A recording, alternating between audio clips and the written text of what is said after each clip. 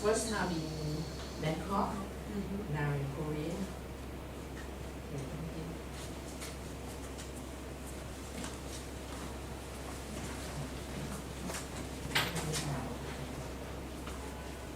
Okay, my presentation, the topic of my presentation is teaching citizenship challenges of Thai social study teachers.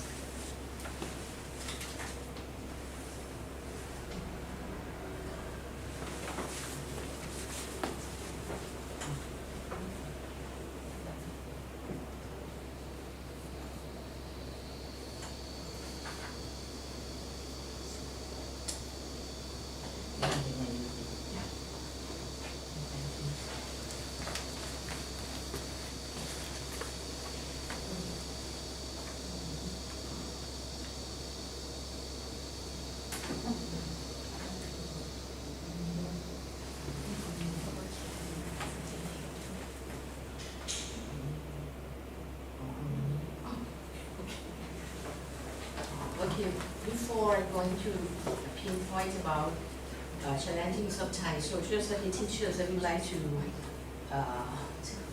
talk about some information, some concept of citizenship. Okay, the concept of citizenship means that the membership, that the status related to the nation state that involves processing of civil, political, and social rights. I think that we know that, so I don't remind. What is it? Oh, no, sorry. Okay, and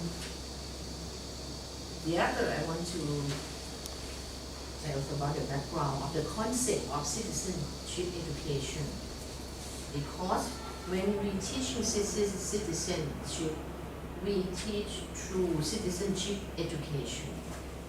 Okay, there are three major elements for effective citizenship education program. One, it should be values and disposition. The second, skills and competencies necessary to be a citizen. And two, knowledge and understanding. So it's all together like a knowledge, skills, and values are effective. So it should be together.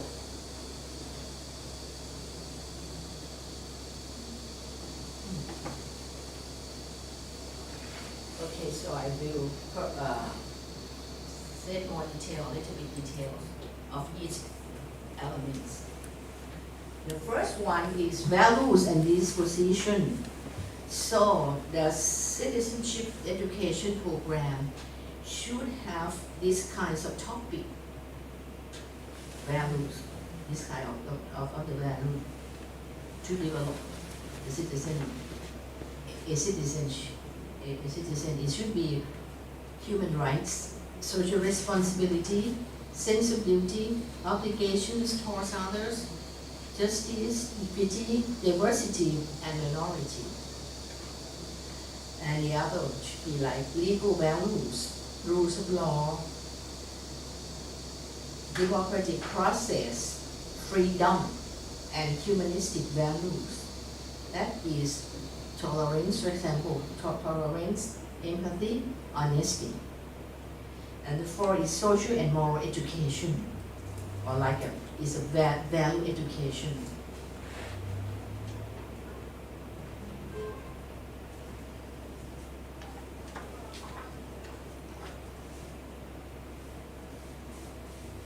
And the other element is skills and competency necessary to be a citizen. This one should be developed into the students. One is inquiry, communication, decision making through the democratic process, conflict resolution, participation, contribute to social development of civic action and skills of social action, and involvement of community.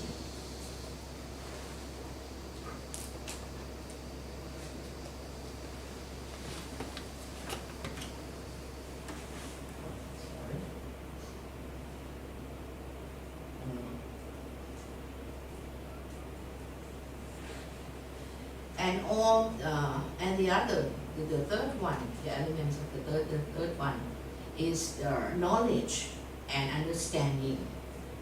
And this should be the key concept in the citizenship curriculum.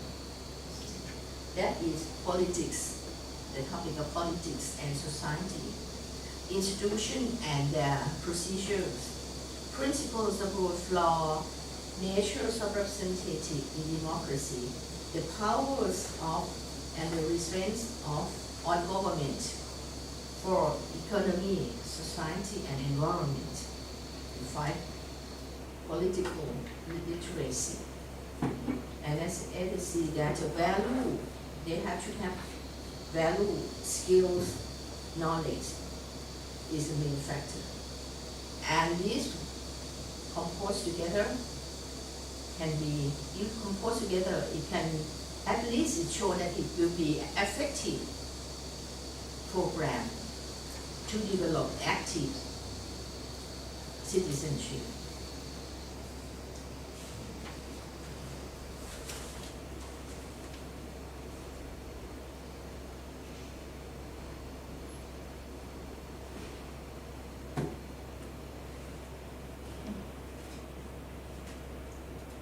Okay, and that's the background for some concept that I would like to state that. And now back to Thailand. About teaching citizenship in Thailand, we have like number one, I would like to tell you that we teach citizenship through the subject that we call social studies. But in Thailand, we call social study, we call in the Thai language that we call that subject area group of social study, religions and cultures. This is the long name, but together it's social study. But you know that the Ministry of Education, they want to make sure that, okay, you have social study, religion and culture to emphasize. They don't want to make sure that, okay, social study will be not social study, the other day we want to be religions and culture. So this is the way that the Ministry of Education, okay, they want to call social study. We call the subject area because in our national curriculum we have many subject area like Thai language, English or foreign languages, and science, mathematics, arts, and physical, thing like that. All together we call each subject area. And social study, we know that in Thailand that is the main responsible for teaching citizenship or for develop a citizen. So we have we call the strand of civic, we call a strand of civics, culture and ways of life in society from grade 1 to grade 12. I mean that for the strand of civic, culture and ways of life, like in national curriculum we have the standard. Okay, in social studies standard, we have the standard, we have the strand. I mean, strand is mean the content that should be in social studies, like history, okay, history, geography, economic, religions, geography. Okay, five together, and the main the main strand that telling about the citizen is we call the strand of civics, culture and ways of life. So we all together. So we start from grade 1 to grade 12, and when we construct or develop the curriculum, we construct the curriculum every strand from grade 1 to grade 12, like expanding. Okay.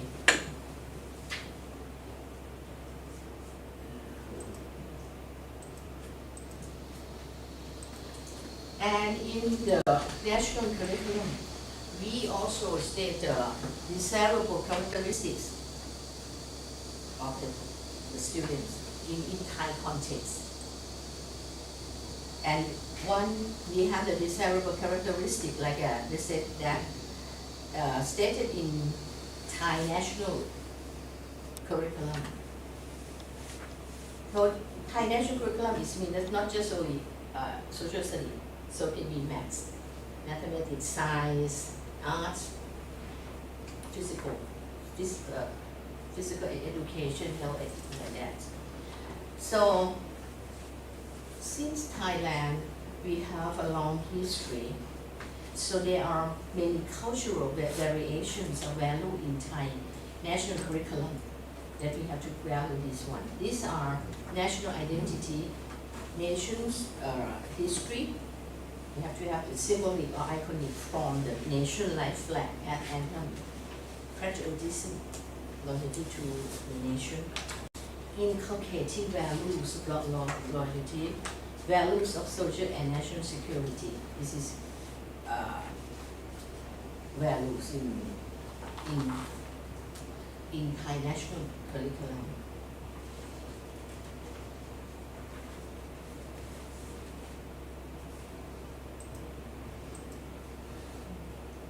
And the others,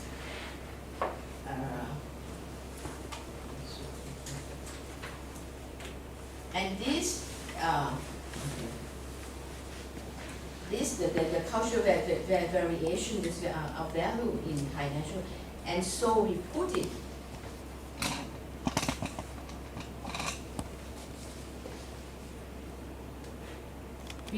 in the national curriculum, like this desirable characteristic.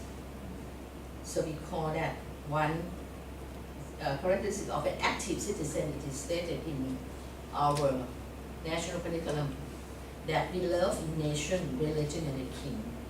Honesty, love the Thainess, Thai pride, have public mind, attention in learning, discipline, we be disciplined, sufficient life, and intent to work. This is we stated in national curriculum that this should be developed from other subjects too together. But if you see that it's mostly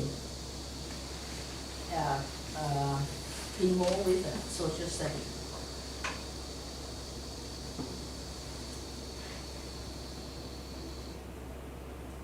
And the other, since social studies is the main subject, that is the main responsible, okay? And in teaching social studies, we have the specific goals of social studies. And the specific goal of social studies is good citizen in local, be good citizen in local community and nation levels. So how to be good citizen?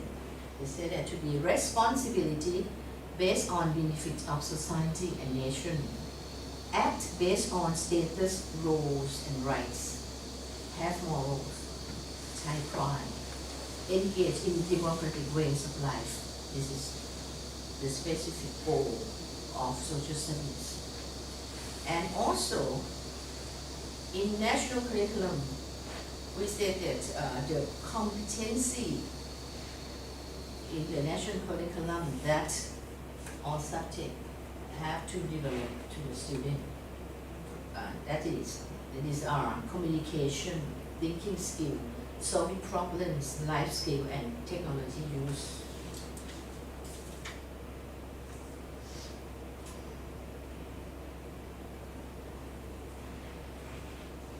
And the other, the main content, I'd like to show you the main content of social studies curriculum. That the main content is included from grade 1 to grade 12, but it is designed according to the maturity of the students, okay, and it's designed as expanding contents or spiral curriculum. So we have the same concept, but different, deeper and deeper. It depends on the grade levels and maturity of the students. So it's democracy, democratic process, citizen, and an election process. Being a good member of family, community, nation, human rights, rights and freedom of our citizen, rules of law, involvement in politics, and participation in democratic activities. So you see that in social studies curriculum, and in the strand, that is it, strand from the civics and civic way of life, cultural ways of life. You see that it's the integration from social science, that is political science and laws. Okay, so it integrates in this strand. And this is to show you that little bit background of Thai national curriculum and specific social studies program. And since you know that Thailand, I think that is more they have changes a lot in Thailand, more than decades, more than 10 years. They have changes in politics, in social and economics and environments. This is some changes that it's a global trend, and also it affect Thai society too. And one thing that's very important that affects for Thai society is the politics. Okay. More than 10 years, 10 years or 15 years ago, we have proved that, okay, that is something that will be under military. But then the military changed the body to be democratic. So they offer, okay, opportunity for the people to elect to be the representative, and then we have more opportunity. We have the parliament like that, okay, according and they have to the constitution, because when you do approve, they just discuss, constitution, they revise the constitution. And from the changes, they have something that we know that we have the election, and some political parties arise. Okay, the politicians, okay, just come again, be reborn again, okay, and this for 10 years, this is some changes in the people and the youth attitude towards politics, because when they have a chance to show their own freedom, their own authority, their own will, so change a lot, and usually change in the people, young people. But not young people like my generation, we also active on that too. And all the students and the youth. And they change, especially, they have the youth attitudes toward politics. We can show what is the attitude change. This is, we can see from the events, the situation, you can observe in Hindu, and there are lots of the mass media, something like that, tell that. The more important that shows that the youth attitude change, that is more interested in politics, especially constitution. Because the constitution there is a lot complex, okay, but complex, maybe you cannot understand. The constitution, you want to get more freedom, okay, freedom, but it's very important in the constitution. They said about how to ballot, how to vote. This is complex thing. That also myself is very hard, but we know that complex thing, that if you do the ballot, one Okay, one way, two ball or something like that.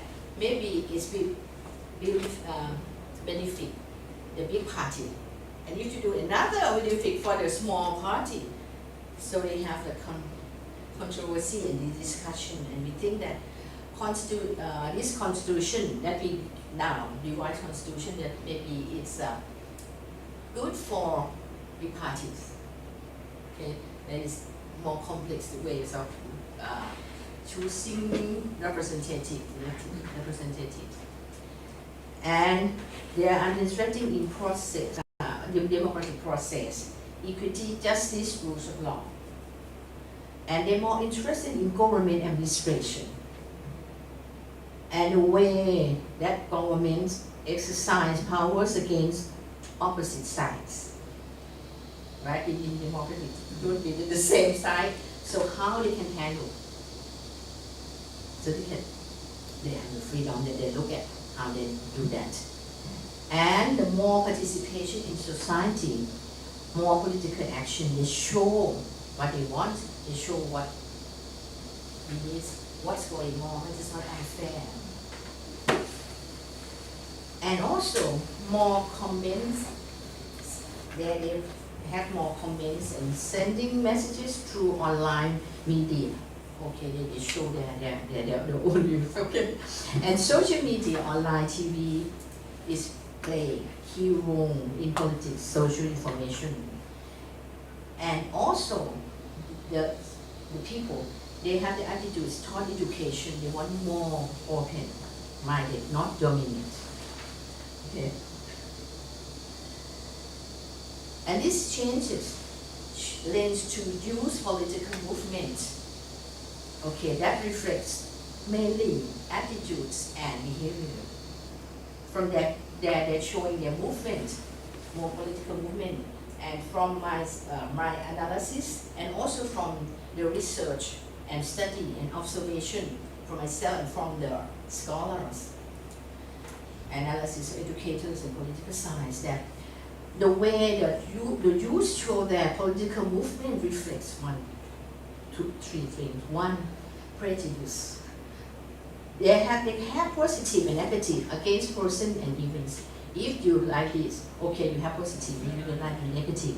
You don't look at around the angles to be in the middle path, to be critical. Okay, like this, okay, you good, and this is no, you bad. And the two, lacks of evaluation, information critically, this is very important.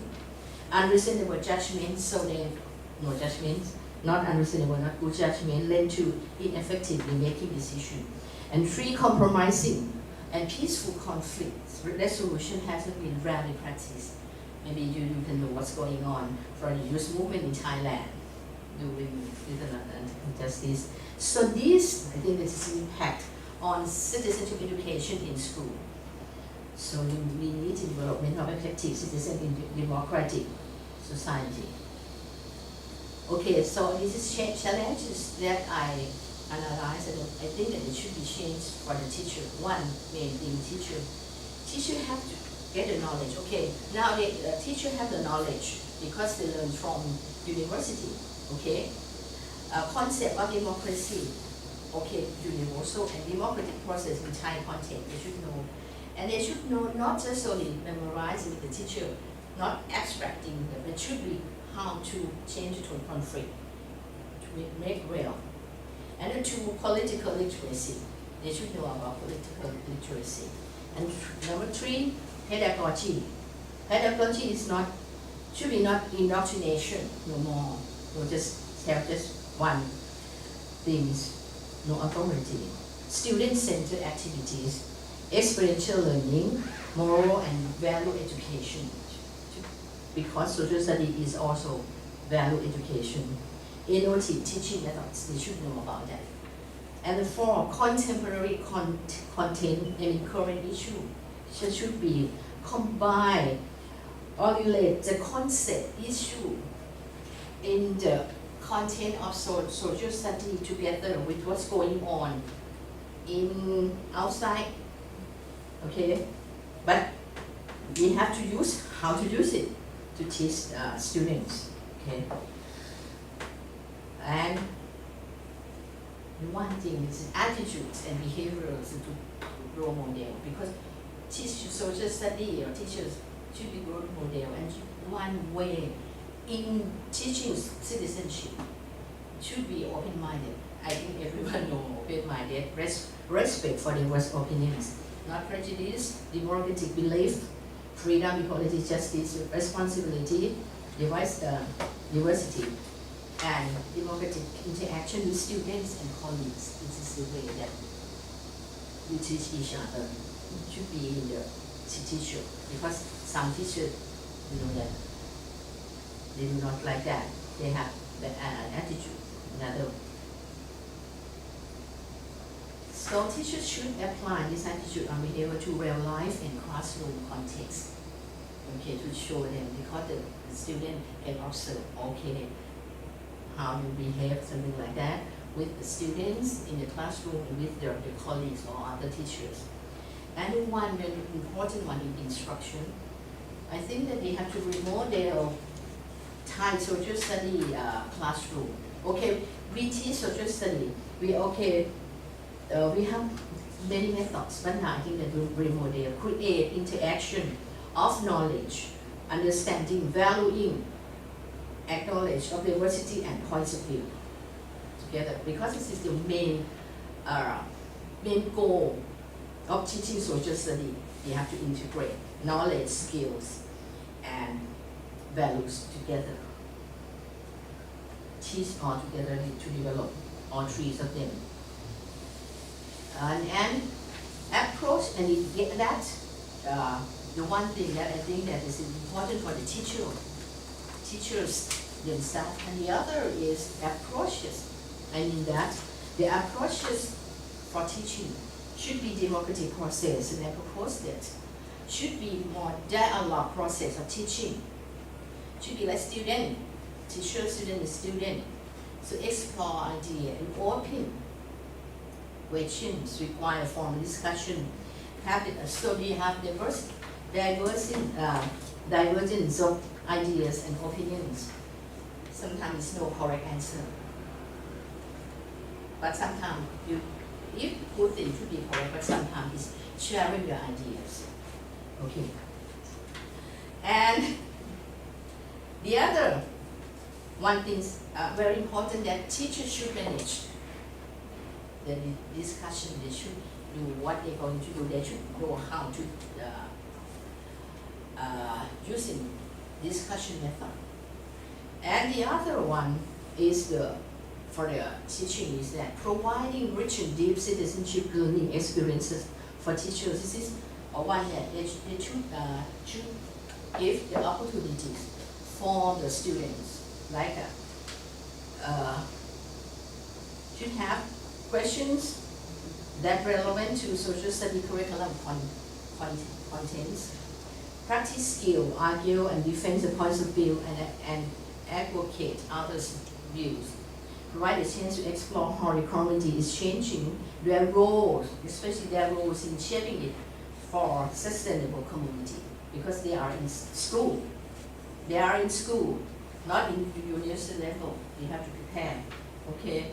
And this is for providing the opportunity to handle controversial, linking the school, the very important school and the community, encourage deep interactive learning, provide a chance to voice students' concern, to negotiate for handling some issues, providing the chance for the development of values based on social justice, human rights through case studies.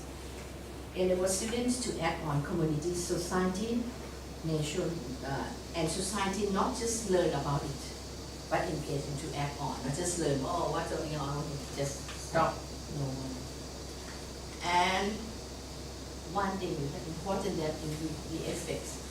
That it will be effect from the student's attitude, from the student attitude, teacher's attitude, classroom climates, fostering meaningful learning experience, open classroom that is not closed one, and different perspective, more participatory attitude, increased quality of student-teacher and student-student relation. This is very important. And to sum up, okay, one challenging, okay, teacher means they have the content, pedagogy knowledge, okay, and number two, teachers' attitudes, behavior towards the relation with student in the opposite way. And three is the instruction to enhance effective instruction, okay, effective students' voice, listen to student voice or opinion participation, and develop competency. So this is my analysis from my point of view that I have the experience of teaching social studies in university and also with the school, the student in school for more than 35 years. So this is one thing that I want to share with you. Is the last thing that now is more challenges handling now in situation handling politically sensitive issues is very important. We know that, but it's depends on any case study, each individual, because we don't know what's going on in the classroom, right? My classroom, I handle Dr. Kim, right? We have another, but how? I think it depends on the teachers and to teacher. I think the teacher experience of teaching is very important. How we can flexibility, this is what's important. So okay, my presentation, and like to comments from comments from you, from commentators. This is the end, or do you have the questions? Or? That is after the commentation. Commentation. Okay, you comment. Let me see your. Why don't we give her a round of applause? So, Dr. Wallai, we're going to have Dr. Kim respond to your paper, and then we'll move on to the second presentation. So, if you could, have a seat. Yeah.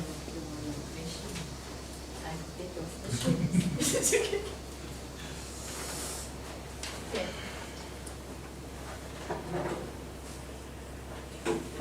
Dr. Kim. Yes, super. All right. Hello, everyone. I'm Tian from Korea National Open University. Have you enjoyed lunch? Yes. Good. I'm jealous because I had a check lunch for some reason, so I should not miss the dinner today. So when I learned that I was the first discussant of the right of the launch, I set a goal not to make you sleepy and talk too long. So let's see if I can achieve my goal. Before I begin, I have to tell you I'm reading the script to save time and deliver my thoughts clearly. So please understand reading my script.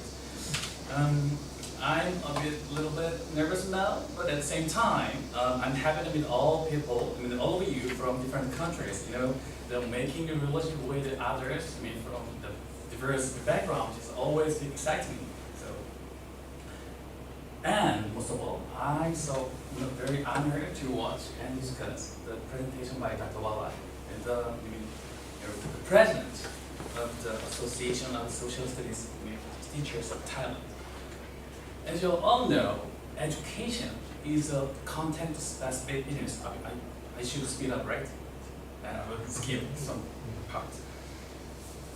And therefore, it is very difficult and sometimes inappropriate to discuss education without understanding the historical, social, and political circumstances of the context where teaching and learning take place.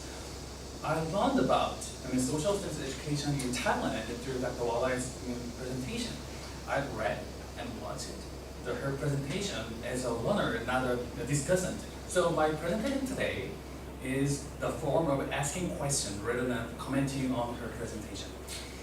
Dr. Wallai defined, as you saw, citizenship as a kind of qualification. Then we can say citizenship education is the education that fosters citizens who correspond to such qualification. To this end, the social studies aims to equip students with civic qualities such as knowledge, attitude, skills, and behaviors that they need to have as a member of their community and country. I'm sure all of you agree with this goal of social studies. However, the details are different across contexts. And different societies want different kinds of citizens tailored to their systems and ideologies. So, what to teach and how to teach differ depending on the context in which citizenship education is conducted. Although we agree with the broad goal of social studies. For me, the most intriguing feature of Thai citizenship education is the emphasis on the king and religion. Today, leaving aside the king part, I would like to touch only on a religion part. I learned that Buddhism is the spiritual foundation of Thailand, right? So the white color of the flag of Thailand represents yes. Buddhism, right? White, the Buddhism, blue is a king, monarchy, and red is a nation. We call it chart. Chart is a nation, sasana. But now not just only Buddhism, but religions. Because in Thai, not now usually we have most of our people, they are all Buddhists, more than 90%. But it's some part in the southern scattering. Okay, and the monarchy. Okay. Monarchy, the middle one, the blue one. This is simple. Okay, so You have to be quiet. as Ministry explained, it seems that Buddhism functions as a critical factor in education in Thailand. If I'm right, I wonder how Buddhism affects citizenship education in Thailand, especially regarding democratic citizenship. In South Korea, religion is a very sensitive topic in formal education.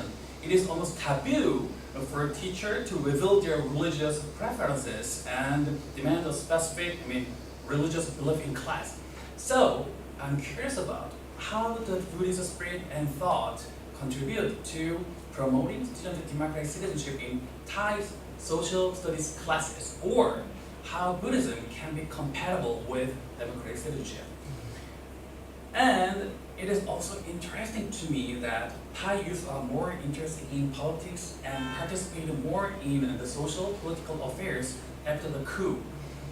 Such a socio-political event could have prevented people from participating in social and political affairs. But that didn't happen in Thailand, according to Dr. Wala. It seems to me that the quality of democracy in Thailand has improved in favor of encouraging citizen participation even after such a harsh event. Or maybe Thai citizens have been raising the level of democracy for themselves through great effort since then. Anyway, it is a good sign for social studies teachers that youth are interested in civic participation because they may be interested in social studies class as well. Of course, unless the class is too boring and superficial.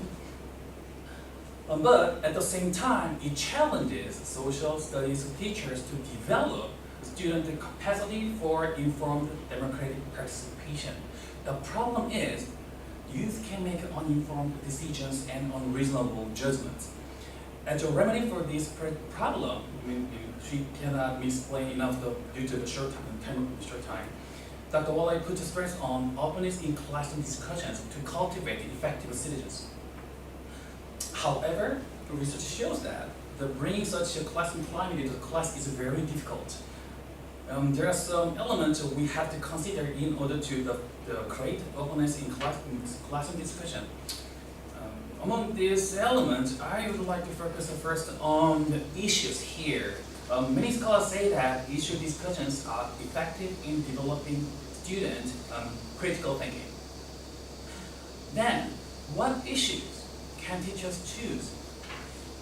Issue choice is a big challenge for social studies teachers in any society. We must consider how we can introduce socially sensitive and controversial issues into social studies class.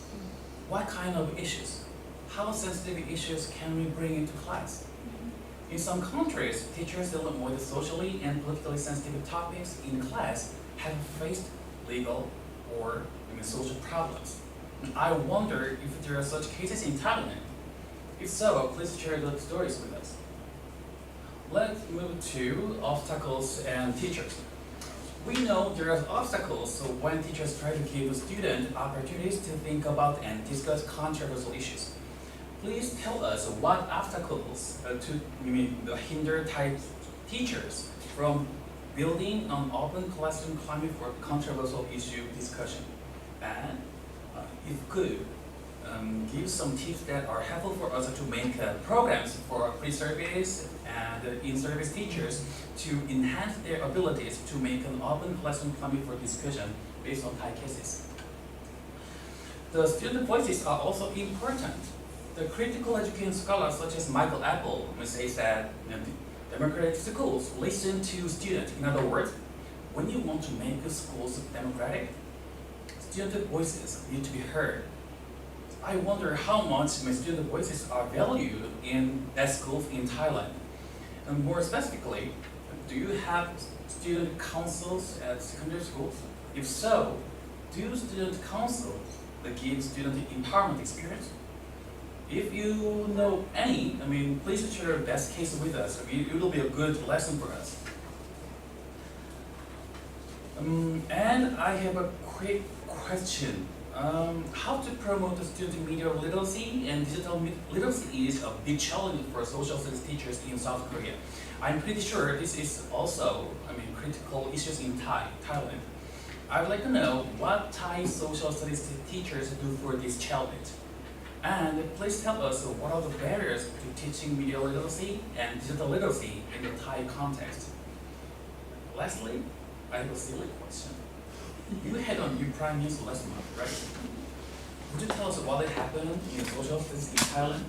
Just a bright side, not dark side. I don't really know dark side. So, Right side. what is going to be better? Just silly question.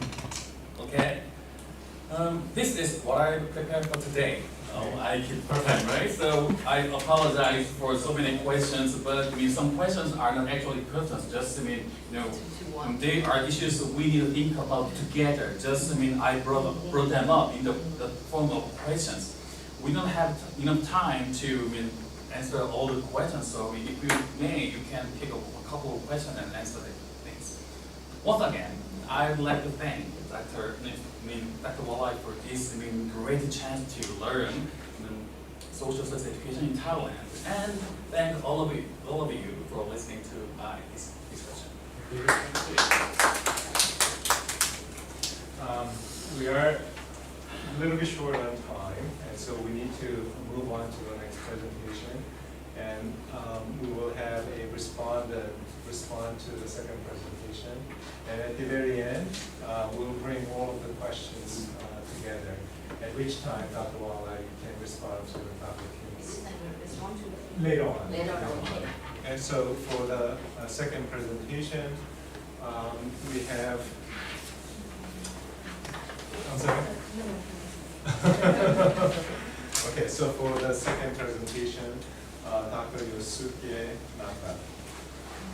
Let us welcome him with a round of applause.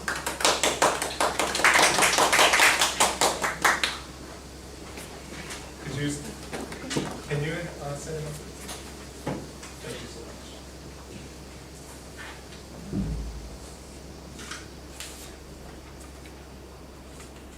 And I'm sorry for being a time police.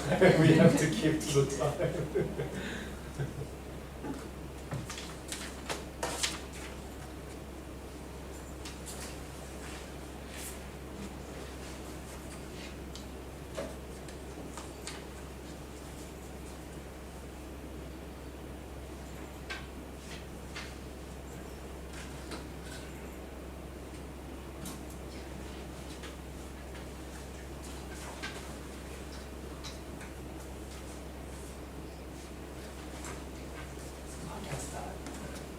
여기.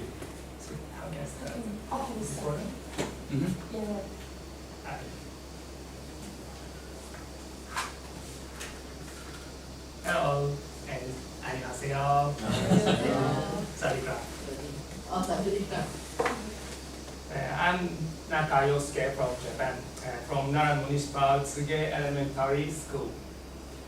My presentation title is Practice of International Understanding Education linked with whole school learning at elementary school in Japan.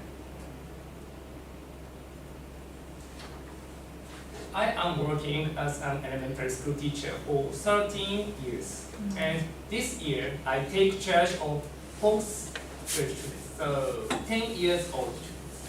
And in addition, I also take charge of all English classes in my school from 3rd to 6th. So 9 years old, 10 years old, 11 years old, and 12 years old. So my title is linked with whole school learning. So I want to explain what constitutes whole school learning. It is a synchronous school-wide approach facilitated by the staff in church.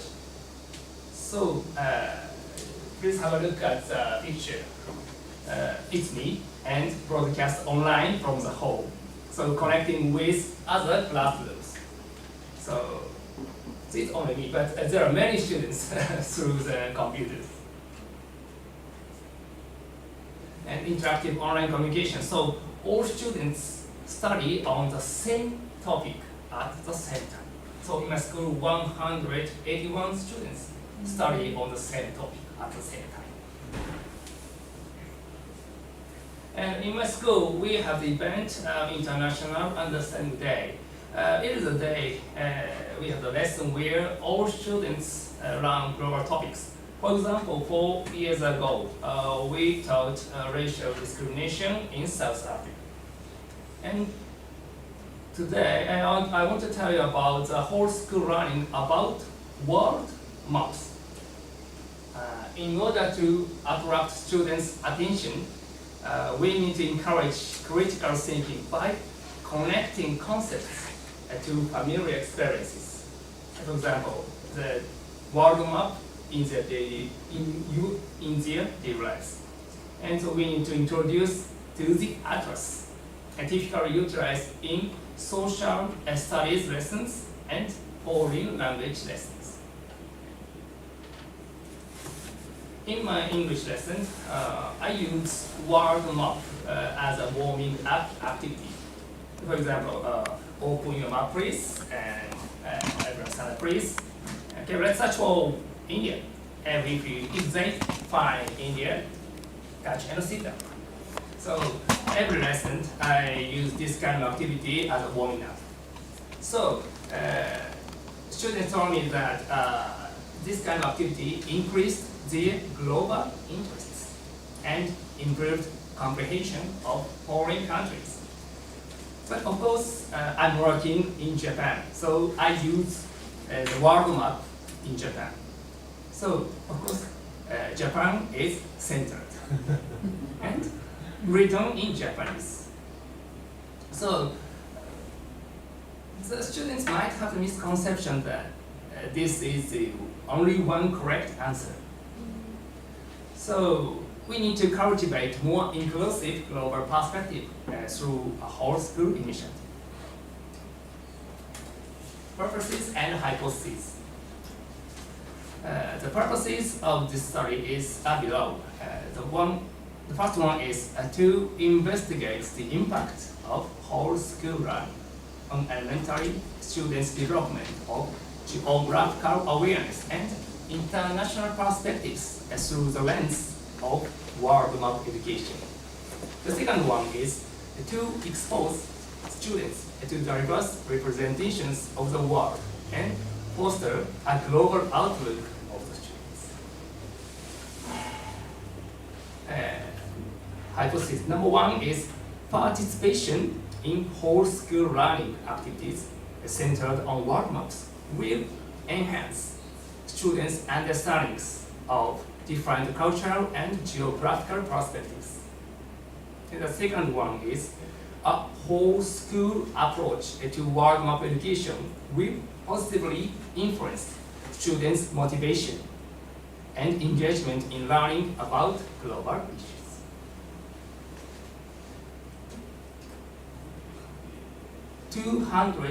3 students took part in the whole school run activities.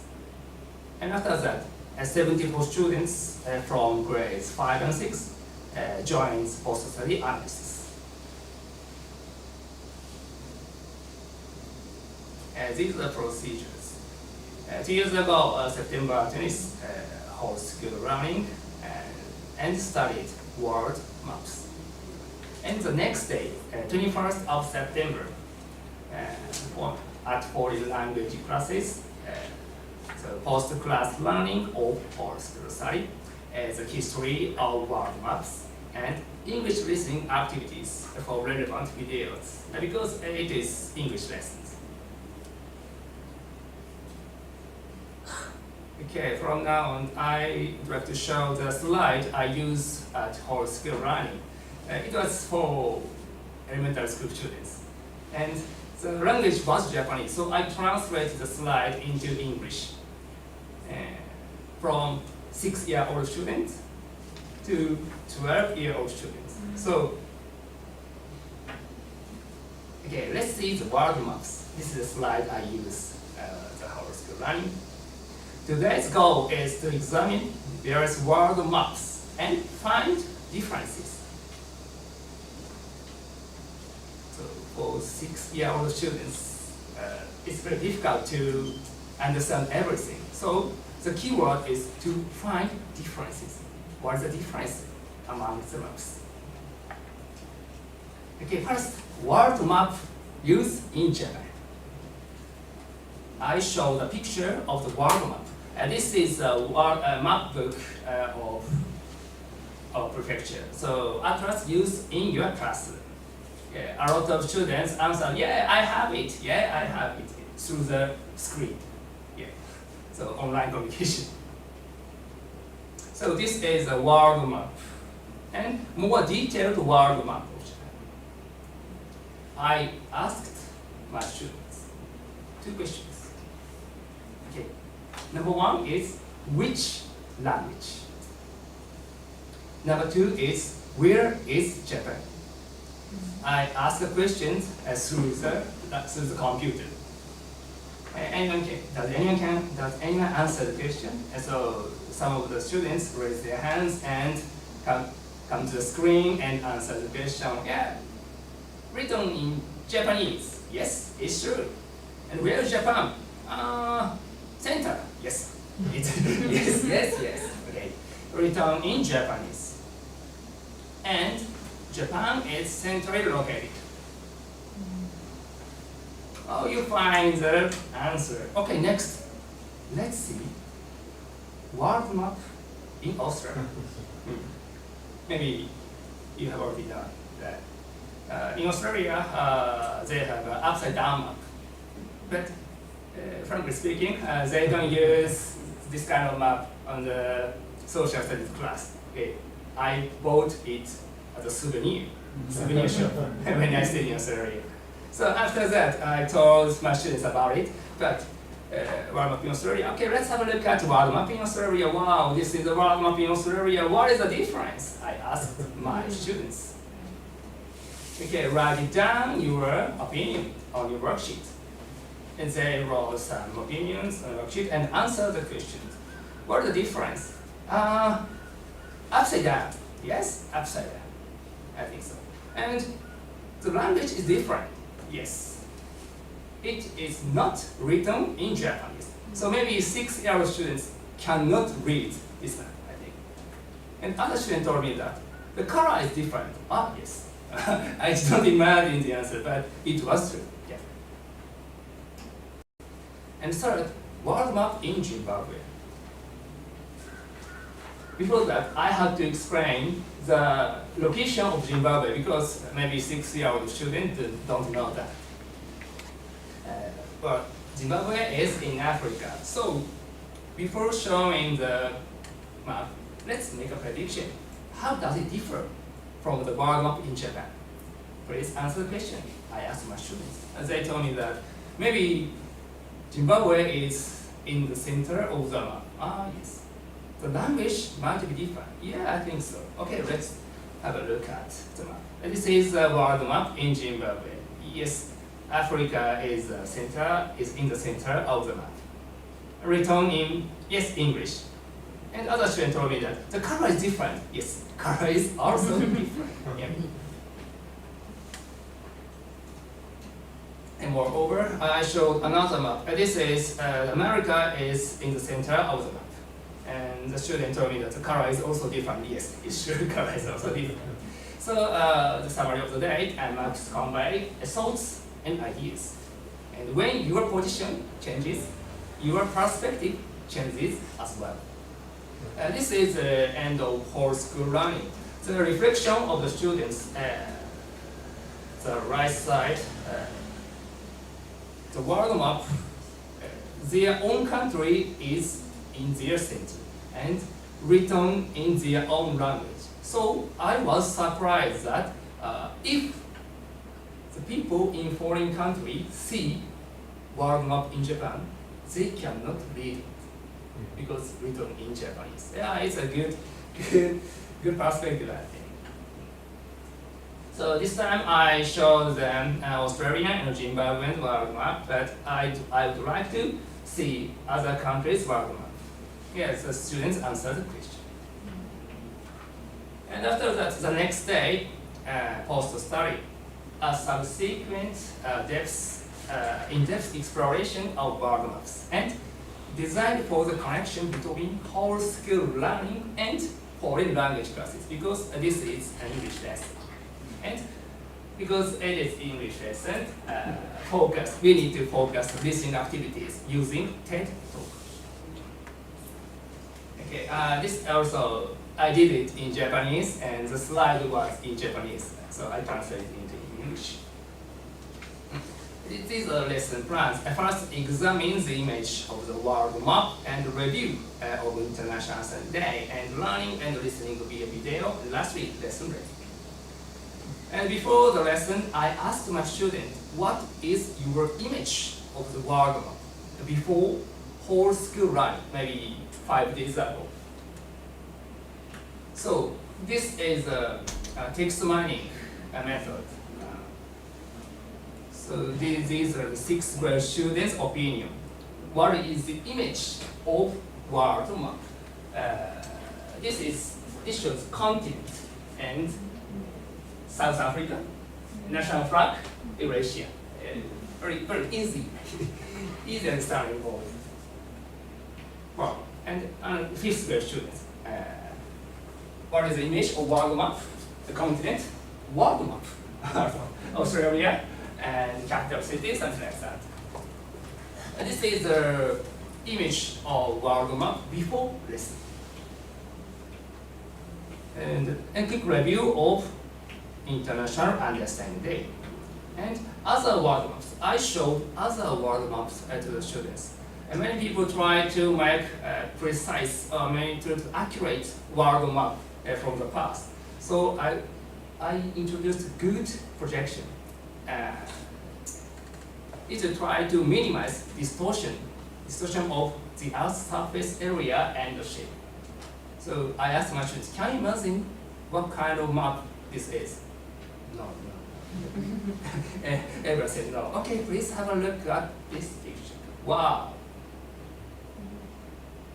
One student told me that. Orange peel? Yeah, like that. Yeah, it is like that. It's a map written in the good projection to minimize distance of this. So they were surprised to see this kind of map because their map is like this. They usually use this kind of map, so they have never seen this kind of map. Okay, next, dimension projection utilize a regular icosahedron, so 20 dimensions, and unfolding it. So can you imagine? I asked to my students. No. Okay, please have a look. Wow. So one student told me that, Mr. Naka, how can I get to South Africa to South America?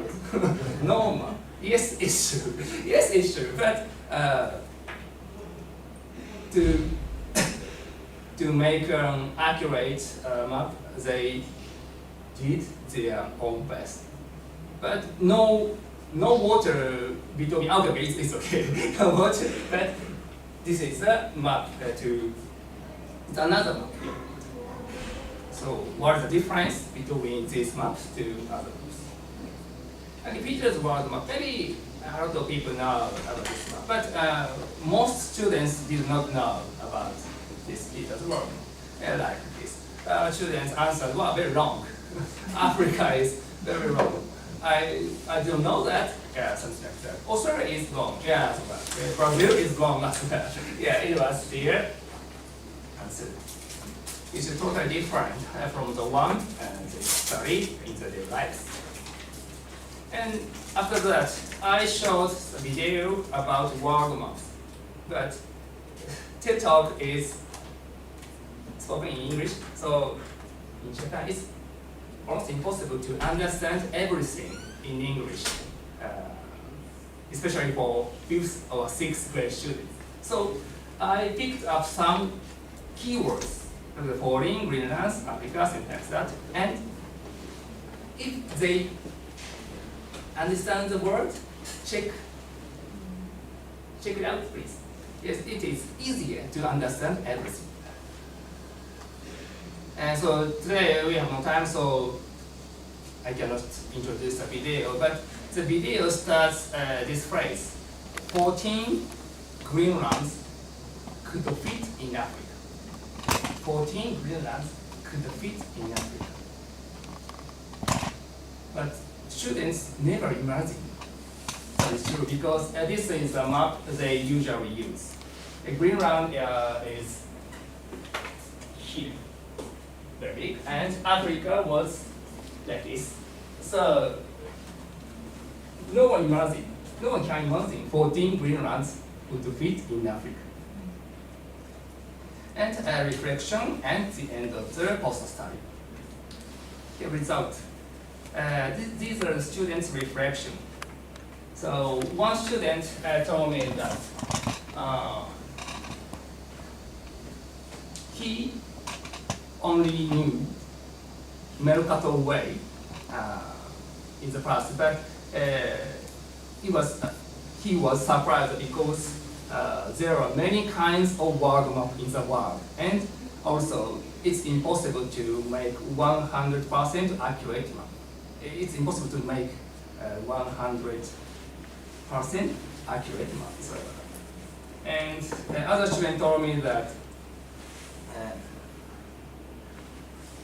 Mercator world map is he thought Mercator world map was the only answer, but it's not. How can I say? So he thought it is not the only answer. Okay, I asked my students the image of world maps. So did you change the image of world maps after our school running and also study? 99% of the students answered that they changed the image of world maps. And this is text mining before the lessons. The center part, continent, capital city, Eurasia. But after the lesson, we can see Mercator, also graph, Greenland, Africa. They answered what they learned from the lesson. This is 5th grade students' reflection. Before the lesson, continent, world map, Australia. But after the lesson, Zimbabwe, Mercator, beaches, Australia, something like that. They answered what they learned from the lesson. Okay, this is a reflection of the students' rewriting. I was surprised to hear that the Mercator map was incorrect because it seems to me that only about 2 Greenlands fit inside the continent of Africa. And the map of Japan had Japan in the middle, but the map of Australia had Australia in the middle and Zimbabwe had Zimbabwe in the middle. So I wondered if it was based on the country where the map was. And these are the reflection of the students. whole school learning increased the students' knowledge and facilitated the development of a more critical and multifaceted perspective and moved beyond fixed notions of world maps and cultivate diverse viewpoints and allowed students to learn from the thoughts and answers of their peers, deepening their learning experience. And by progressing from whole school learning to foreign language classes, students' interests and understanding in the topic were further enhanced from the date. So these results suggest that whole school learning initiatives are effective in enhancing students' motivation to learn and fostering international understanding.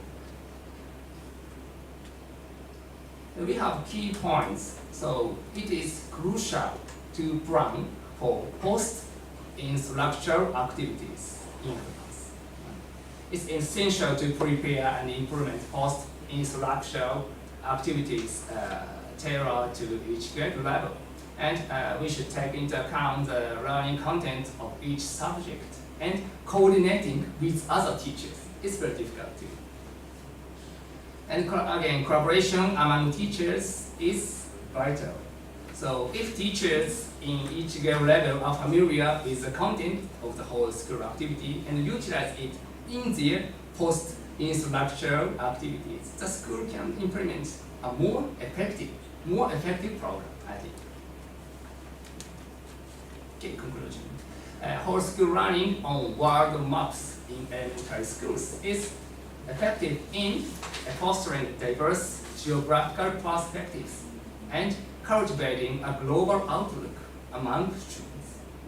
So our school has been implementing whole school learning focused on international understanding education annually since 2020, and demonstrating a sustained commitment to this initiative.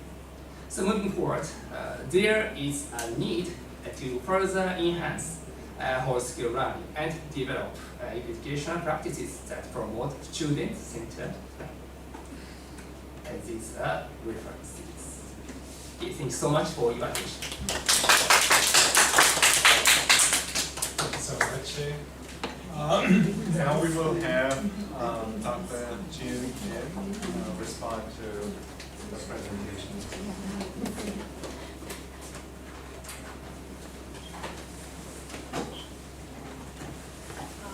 Good afternoon. My name is Kim Ji-yoon Kim from Seoul National University Elementary School.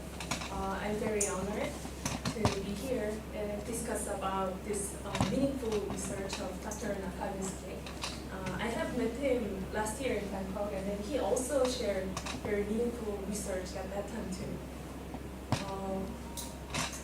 As it was very impressive because I am working as an elementary school teacher, and then the whole school approach was very impressive approach for the students. Thank you for this insightful presentation on the practice of international understanding education through whole school learning in Japan. And your research provides valuable insights into innovative approaches to fostering global perspectives among elementary school kids. The whole school approach you have implemented is particularly noteworthy. And by engaging all students from grade 1 to 6 in a shared learning experience about world maps, you have created a unified educational environment that promotes collective growth in international understanding. I think this approach demonstrates the potential for comprehensive and school-wide initiatives to create a significant impact on students' global awareness. And you also focus on challenging Japan-centric worldviews through the use of diverse map projections is a crucial aspect of this study. This approach not only broadens students' geographical knowledge, but also cultivates critical thinking about how we represent and perceive our world. And by exposing students to different perspectives on world maps, you're encouraging them to question assumptions and develop a more nuanced understanding of global representation. The integration of this initiative with foreign language education is an excellent example of cross-cultural learning, and it demonstrates how language acquisition can be effectively combined with cultural and geographical awareness, providing a more holistic educational experience. This integration likely enhances both language skills and international understanding simultaneously. The quantitative and qualitative results you have presented were compelling, showing a clear shift in students' perceptions of the world maps and, by extension, their global awareness. The high percentage of the students reporting a change in their perceptions of maps is particularly striking and suggests the effectiveness of your approach. And for last, your emphasis on the post-instructional activities and teacher collaboration highlights the importance of a holistic approach to education, ensuring that the learning is reinforced across the various contexts. This aspect of your study underscores the need for coordinated efforts among educators to maximize the impact of such initiatives. And now I have several questions that I believe will be interest to our international audiences too. Firstly, could you elaborate on how you adapted the whole school learning activities for the different age groups, particularly for the younger students in grade 1 and 2? Actually, I'm teaching in grade 2, and my students, they're 8-year-old, and then they're learning about their family and their neighbors, and then over that, maybe they're very confused about it. So, understanding how you tailor the content and method for the different developmental stages would be valuable for educators considering similar approaches in their own context. And secondly, as I know, Japan has very distinctive national characteristics. And how did students and maybe parents and maybe teachers respond to the introduction of non-Japan-centered world maps? Were there any challenges in this regard? And if so, how did you address them? This information could be particularly relevant for the educators in other countries with maybe deeply rooted cultural tradition, maybe Korea and also other countries. And thirdly, your study mentions about the TED Talks and some other materials written in English in the classroom. And how do you navigate potential language barriers when using English language resources with elementary school students? Are there any specific strategies or support systems you found effective? Then please let us know about it. And lastly, the concept of the International Understanding Day is very intriguing. Could you share more about how this day is structured and what other global themes you have explored in previous years? Maybe you said you started from 2020, so this information could provide inspiration for educators looking to implement the similar initiatives in their own schools. Your research demonstrates the power of innovative whole-school approaches in fostering international understanding. It provides a valuable model that educators worldwide can adapt to their own educational context. The combination of whole-school learning, critical engagement with world maps, and integration with language education creates a comprehensive approach to developing global citizens. And moreover, your study touched on several key areas of contemporary education, like critical thinking or global awareness and cross-cultural integration. These are crucial skills and approaches for preparing students to engage with increasingly interconnecting world.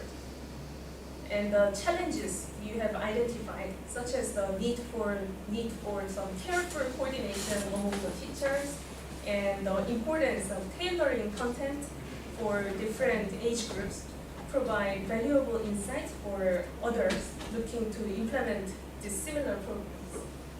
So your work not only contributes to the field of international understanding education, but also to broader discussions about effective pedagogical approaches in elementary school education.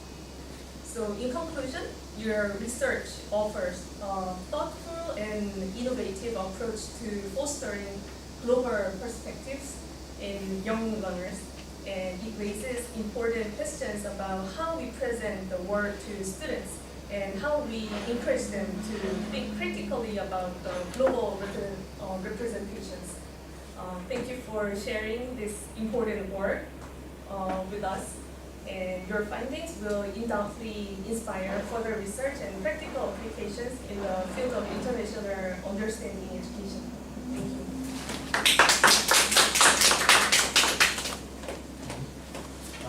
Thank you both, Dr. Kims, for your commentary. I think they gave us a lot to think about. Maybe we could have Dr. Wallai and also Dr. Naka respond to some of the questions.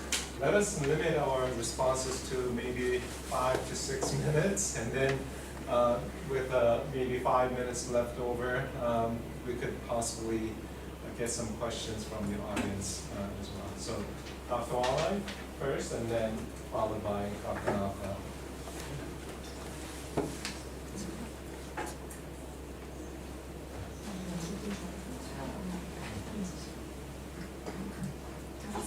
Thank you very much for your comments. And I'm trying to answer, but some I don't have the answer because I don't know what's going on. One thing that you asked me is about Buddhist ethics, citizenship. It's not very main effects because since we have like in Thailand the religion is not just the Buddhist or Buddhist, and I know that there's project. I'd like to tell you some project from Ministry of Education. They have tried to have made a project that they use like they call the school. They call the school like a school with Buddhist ways, something like that. Way of life, but I'm not get used to it. But I don't get involved with this project. But I try to get the principle, main things to be administration, to use it administer to do in the school, like concept of honesty, something like in the Dhamma, the teaching this. Maybe they use that administration environments and also in the classroom, something like that. Because I'm sure that in Buddhist teaching, they also have the teaching that concerning about the freedom, the democratic ways of life. Okay, that I can, because I'm not the expert in Buddhist, but I know that there is some research, and there are some deep study from the Buddhist monks who are the scholar one, that they were that I think that they wrote the article or the books about Buddhism and democracy. They are the scholar, but I'm not expert in that. But I once I read it about it, but not really. I forgot it, but I know that the teaching, the Buddhist teaching, said about the democratic ways of life. Okay, the relationship between people and the relationship between the king, okay, with the administrator or with the authority and the people. There is some example. Okay, this is maybe you understand. If you are interested in you go to see in English. I'm not sure in English, but there are some scholars in the Buddhist monks are not that. And I think that if you read it, maybe it can be right in your intellectual or something like that. It's a very deep and very interesting way to do that. Okay. But I know that I said that the model, they try to get a model that is the school by using the concept of the Buddhist ways of life to use in school administration, but I'm sorry that I don't get involved with that, with the project. There is many projects that they try to try out, to try project, to try out in the school, to set the example, something like that, and this is good, they'll be spread out to the other schools. Okay, this is one. And the other one that you said about controversial issue, that I think that is very hard to handle.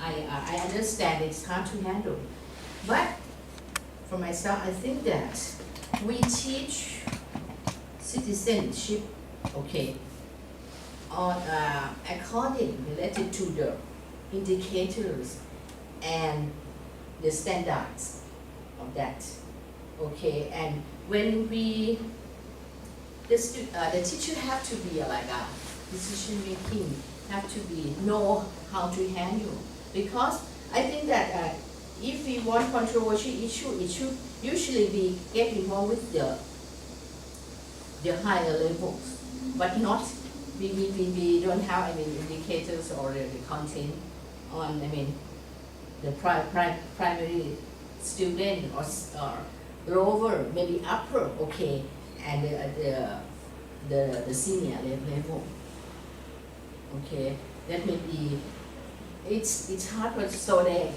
to summarize that it's hard to get it. It's sensitive things, and now we get a lot of sensitive things because they know what's going on, what is setting in the textbook, okay, understand that, but outside is different.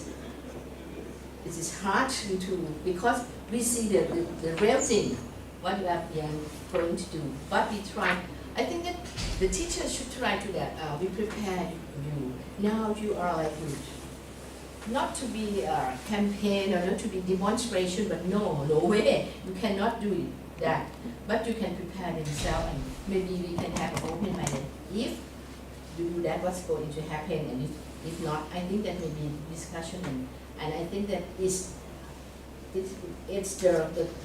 to be the social studies teacher should be very expert in teaching them how to stop and how to, okay, that's good or not, okay, but I cannot make the right solution, the right thing to do, not the criteria, but criteria that it depends on the situation, okay. And one thing that, okay, you said about the political, digital and media literacy, okay, teach.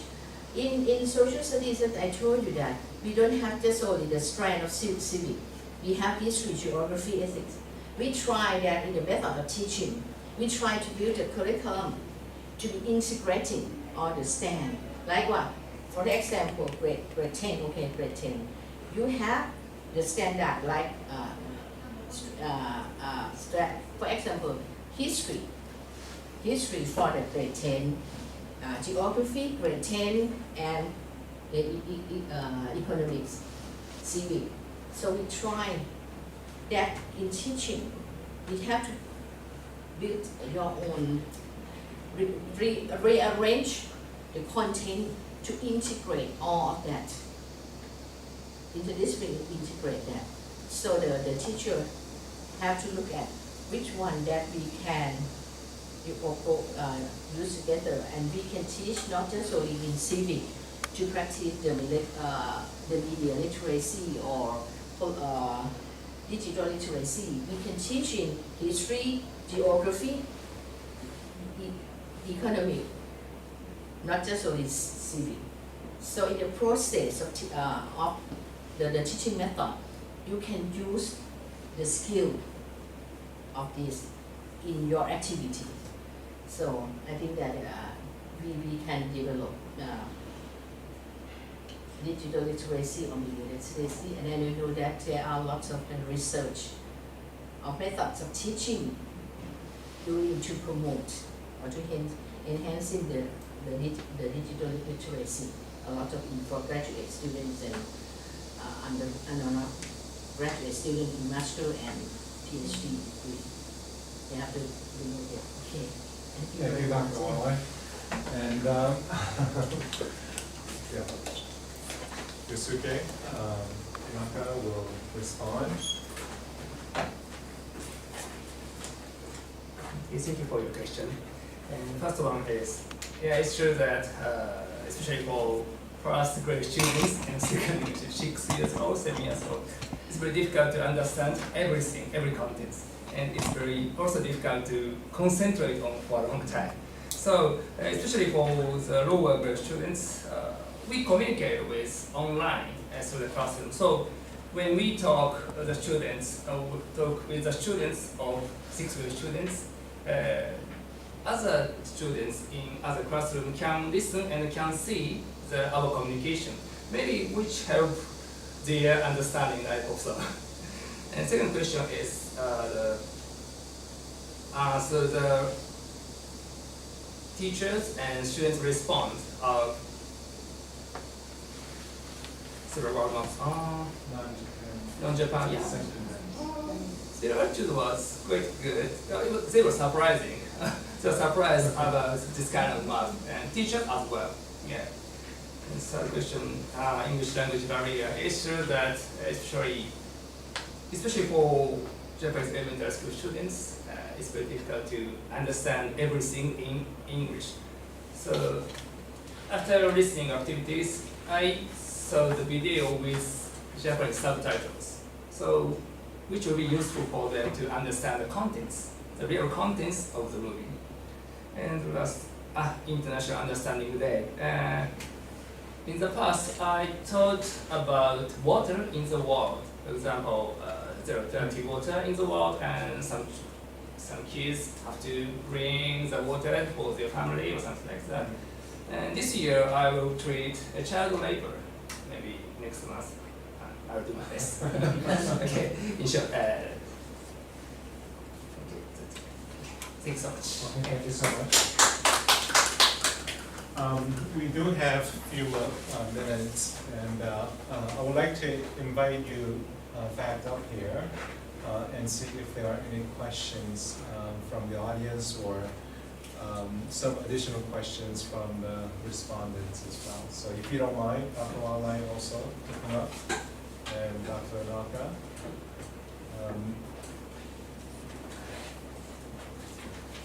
I thought, Dr. Kim, your comment about the role of religion with respect to social studies education was an interesting sort of topic, because it is a taboo in Korean context to talk about any religion in social studies education. And the question was, is there room for teaching about different religions through social studies, sort of curriculum or classroom? Is that something that is possible in Thailand, right? I would like to answer. You said that when we say that Buddhism, we are the strand of ethics in Buddhism, but not just only Buddhism, but if you are student from another religion, you have to study their religion. It's not only to control you that, okay, you have to study Buddhist, but if in the school, if just only one, okay, you have to, study. But if like some school, there are a lot in the south, a lot of Muslims, okay, they study their own religions, the same as, because in the national curriculum they say that believe in your own, in Buddhism or your own religions. Oh, okay. Not just like to control that you have to study the Buddhist. So there could be a different They local... have the textbook, they have their own reading by Ministry of Education with authority from the religions. Okay. Yes. I have an interesting follow-up question to Yeah. that.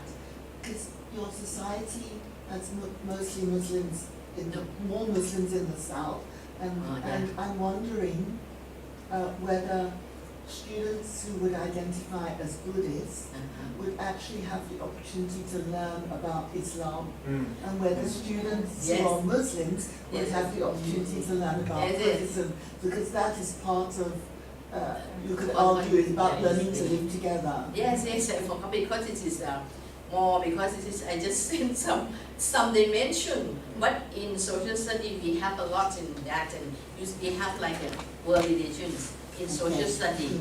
So we study a lot in okay, in this okay we already do, and in Christianity, Muslim, and this sometimes Muslim the content Muslim, they have to do with the examination more than Buddhist. Okay, so we had a lot with the same like the comparative religion said okay, the God or not or something like that, and the main principle of each religions. And then is anybody who says I am an atheist, I don't believe in any religion, is there any space for those students? I think, but they're not sure. That's silent. Silent, but maybe that sometimes, if they are courage, maybe sometimes they can talk to the teachers and like that, something like that. But I haven't heard that. They still presumably will have to take an exam. And they have to demonstrate their understanding and knowledge of different religions, right? And so, how about a question for Dr. Naka? Yes.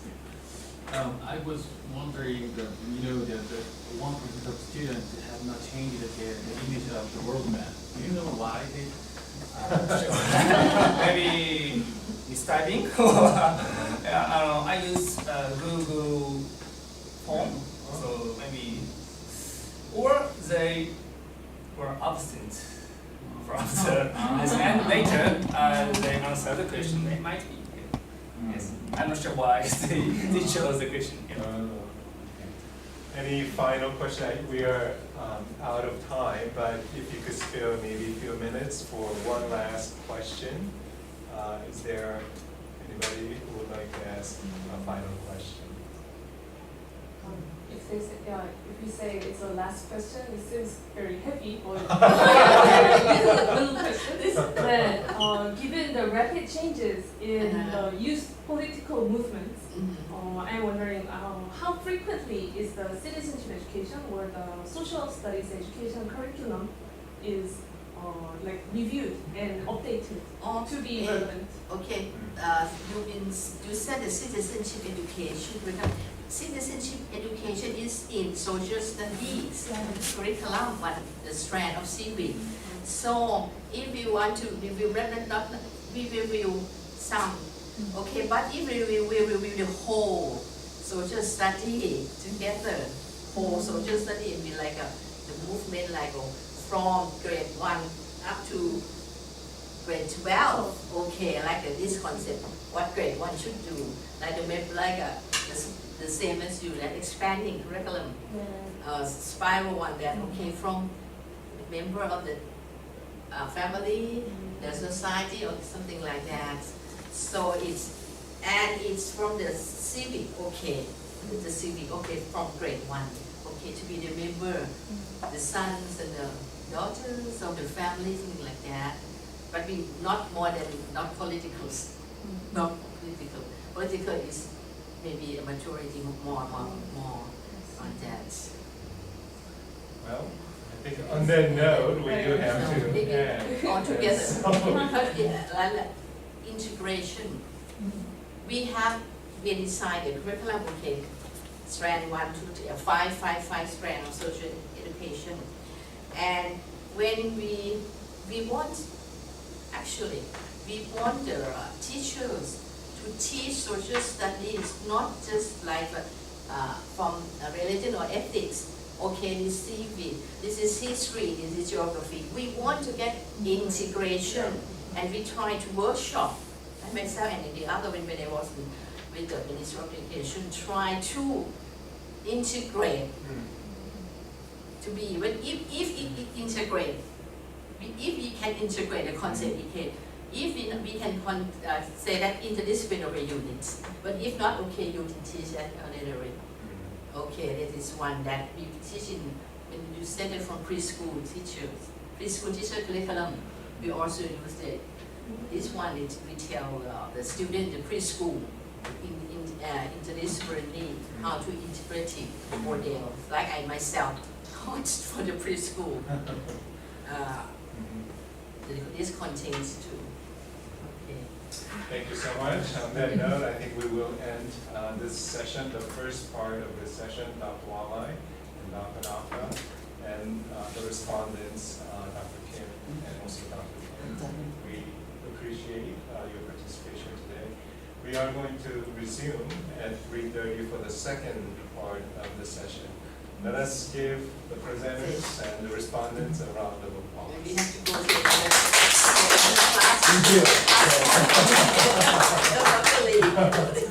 Okay, thank you so much for your attendance. Thank you very much. And your honesty about this. Thank you very I said much. so much because it tells all this way.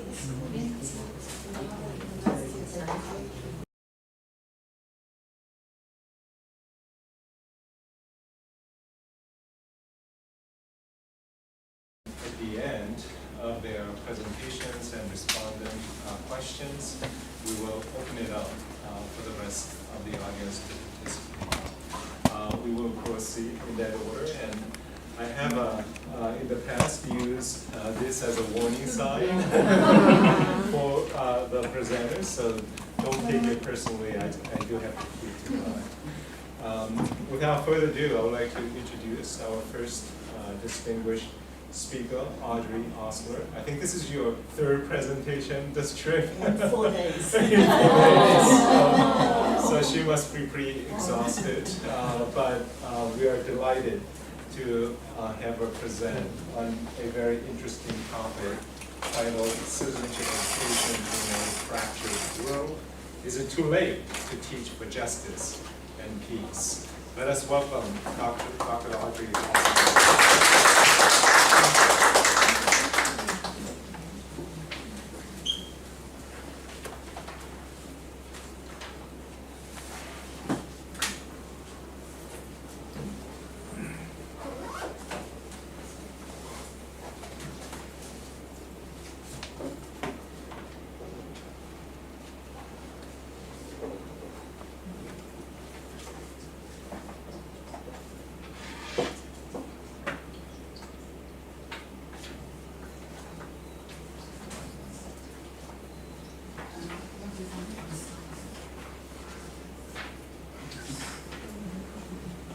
Good afternoon, everyone. I'm very, very pleased to be here, and although it is my third presentation in 4 days, I hope I can stay lively with the energy that is in this room to get through this, and also say as much as I can without talking too fast and communicating as well as I can. So my topic, Citizenship Education in a Fractured World. Is it too late to teach for justice and peace? And I realize that is a provocative comment, but I'm an optimist, so you might guess what my answer is. But I also feel we're living in a very acute moment in human history, as Dr. Isoda implied and stated this morning, and that's why I've chosen this kind of title. I should say that I'm not going to talk explicitly about Asia. I'm going to try, and I know that's the topic of our conference, I'm going to try and draw on experiences and research that I've done both in East Asia and elsewhere in the world, and to try and make links where I see it with what I've learned in even in the last few days while I've been on this trip to Korea. So I'm going to start by, I should have gone through 5 things. Framing the challenges, what they are, how teachers respond to challenges, and to focus on this approach which I find quite common amongst teachers in this part of the world, to think about caring for students in a critical moment. To ask the question, is it too late? And then to talk about citizenship education, national and global, and whether we can bring them together. Because the earlier presentation I heard from Thailand, I saw it was very much about the nation, and then your presentation about Japan was really much more about the world. And I want to see if we can link these two conceptually and practically, and then, if we have time, to talk about stories as a way of doing that. So framing the challenges. I'm very aware that we're living in a difficult moment in human history, and I think young people are equally aware of that. We're dealing with a climate crisis, and what is being termed in education and other fields intergenerational injustice. In other words, the way we are acting is going to have a bad impact on the next generation.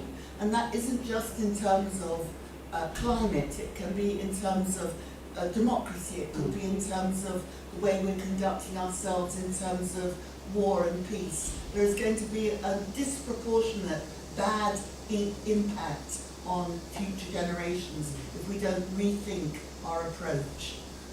We're seeing a lot of online threats, and we heard how the Thai curriculum is trying to address media and digital literacy, and that seems to be a big issue because we know governments are interfering in each other's affairs, other people are interfering in the affairs of governments, rich individuals.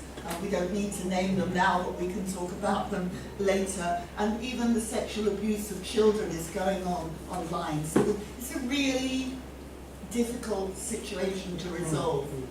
And then finally, and linked to some of these other issues, there's the demonization of migrants and refugees, an approach to migrants and refugees.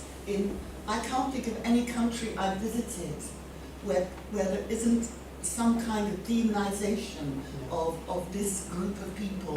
And we begin to think of them as migrants and refugees. There's us and there's them. And even in contexts like this, you sometimes hear us and them discourse. So I think we need to be aware of that.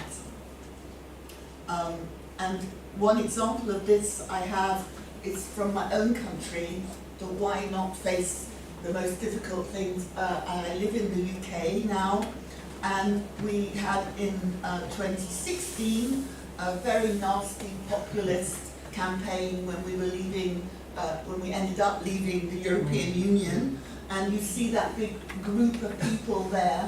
They were being demonized as the people who were trying to get into the UK. That poster was totally contrived. Those people were not trying to get into the UK. They were people fleeing Syria. They were being promoted as all trying to get into one country. And then we see this summer in the UK attacks on asylum seeker hotels, and I don't think these two are disconnected, and I think this man on the left holds some personal responsibility with others for that process.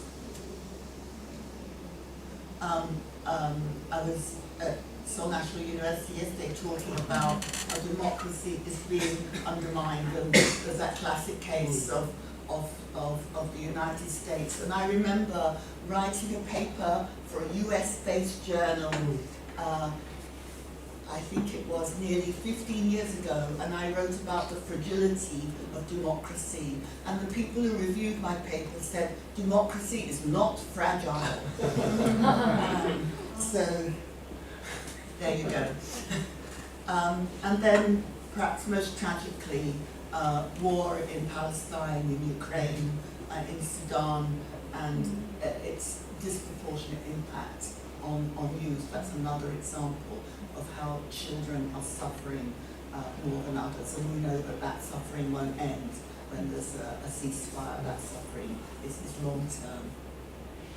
And I just thought, just to think about the crisis, by the 30th of August 2020, over 42,000 people in Palestine and in Israel have been reported as killed in one war. 42,000 at that stage, and that includes 116 journalists and over 224 humanitarian workers. This is an undermining, a real undermining of the international regime that we rely on, this basic humanitarian regime, to support us in moments of crisis. And we know there's going to be a ceasefire, and I find that extremely ironic that they're having a ceasefire to vaccinate children, and those same very children are likely to be killed following the ceasefire. So this is the kind of world we're living in today, and we're not, and it's becoming to some degree normalized. It's you know, we're losing our sense of how shocking this is. So how are teachers responding? I want to think about care and compassion a little bit. I think from my research and from research of other people, we've heard about teaching about controversial issues, and somebody asked our previous speaker about teaching about controversial issues.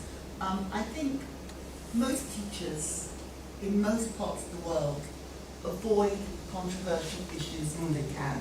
They've got strategies, and they're very common strategies. And sometimes the curriculum itself encourages them to avoid controversial issues, expects them to avoid it.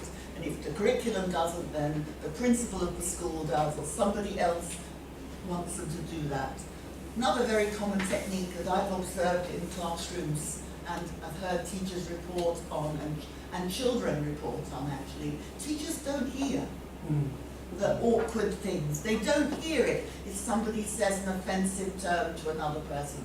That somehow teachers develop selective hearing, and I don't want to criticize teachers. I think teachers are under a lot of pressure, and that's one of the strategies they adopt when they can't manage all the other things they've got to do. So I just wanted to think about, why am I talking about care? Why am I talking about compassion? Why do I think, what do these mean? I'm drawing on the US researcher and educator Nell Noddings, who writes about caring for students. And she doesn't just mean putting her arm around a student when they're crying or caring for them like a parent. She's talking about a caring as a professional. And my understanding of what she is saying is that it's about deeply respecting the individual child and their integrity, their right to be part of a process, part of a learning process, even when the child might be doing something offensive, being nasty to another child, abusive or disruptive. It's about respecting the child and trying to work with the child even as the child is difficult. And it's a challenging concept that she is proposing, but I think it really, really matters. And you can find examples of how that really, really matters, and can talk about it. But she's talking about a teacher who's really concerned about enabling children to be their best selves. So what I'm trying to think about here is how the political role of the teacher, how the political responsibility of the teacher matches the moral responsibility. We all know that education is political, even by teachers avoiding political and controversial issues. But I want to think about this as part of the teacher's framework of ethics, that you have a political commitment to your students and a moral commitment to your students. And that involves, and I thought you did it so nicely earlier on in your response as a teacher working with very young children. You've done all the studying, you've done all the work, and yet you have expressed an engagement with the importance of children's lives. I think that's a rare achievement. So that's very special. it's about respecting children's rights, it's about preparing students to participate. And I would go further than our colleague from Thailand. I would say also that it's about encouraging students to participate and to work for change. Because they're doing it outside the classroom. They're standing up in the street, and so how are we going to support them when they want to express these views? We're going to say, that's very nice, but that's when you're grown up, not now. So I think we need to think about that. We need to equip students with the skills to be politically efficacious. But what if they're asking us for advice on how to be politically efficacious now? Or what if the students are saying, as Greta Thunberg and her colleagues did, organising across the world a climate strike, are you going to support them? Or are you going to say, we're going to punish you? These are really big questions to talk about. Are you ready to struggle for justice as a teacher? And are you ready to support students to do the same? Given the critical point we are in our global history? Or are we just going to close our eyes and pretend that it's something happening out there? So I'm going to talk briefly about two teachers who've inspired me. And the first teacher is another teacher from Japan. I called him Mr. Ojima, but that's a name I've given him in a paper that I've written with my colleagues, my Japanese colleagues. He also was doing something quite challenging in his classroom. I saw him teach shortly after there had been a terror attack in Paris. Now Paris is a long way away from Nara. He could have but the children were talking about these things, so he dealt with it head on. And he was very creative. He used children language. He talked about how to be a superhero. And he also talked about reimagining Japan. His children were going on a trip to Okinawa, and he asked the children, using maps, is this Japan? Yes. Has this always been Japan? I think so. And then he explained how countries have changing borders and how they take over other lands and other people. Now that could be really controversial, I think, with parents. So he was quite a brave guy, but he was using he was asking the children to have a superhero, and he was kind of taking on, if you like, in a sense, a superhero role himself. I was impressed. Anyway, that's something that you can follow through if you're interested. But this was a man, I think, with moral courage and the willingness to face the political. And I'd like to refer to a second teacher who's inspired me, and her name was Minji, and she's a Korean, she's an ethnic Korean living in Osaka, Japan. And I didn't see her teach, but I interviewed her, and she talked about her own political awareness, her own political awakening. She'd grown up in Japan as an ethnic Korean. She didn't really think about Korean language as anything other than what old people spoke. So she didn't bother learning it. She understood a bit, but she thought this was old people's language. She grew up with parents probably who didn't really want her to draw attention to difference and cause her to be excluded. But at university, she became aware of who she was. And she's working in ethnic studies in a special school, not a special school in the sense of special education, but she's working in a school in a neighborhood of Osaka that is primarily for children of Korean descent. And she's trying to inspire confidence in her students and pride in their ethnicity. And she explained to us how she was doing that. And she was teaching about the difficult past between Korea and Japan, and asking them encouraging them to be stronger as a result, not to make enemies of another nation, but to be strong in who they were and to be confident in the society. She was not encouraging them to be both Japanese and Korean, which she could have done, and which I would have thought might have been an ideal. She didn't feel Japanese and Korean. She felt Korean because of her exclusion. But nevertheless, she was really determined to claim her place in Japanese society and enable children to do so. So I found that very inspiring and very moving. And I'm going to tell you a third story, which is about somebody I met just a few days ago. This is a young woman here somewhere in Seoul right now, Min Young, and she spoke at the UNESCO conference about how she'd become a peer educator and how she'd become an activist.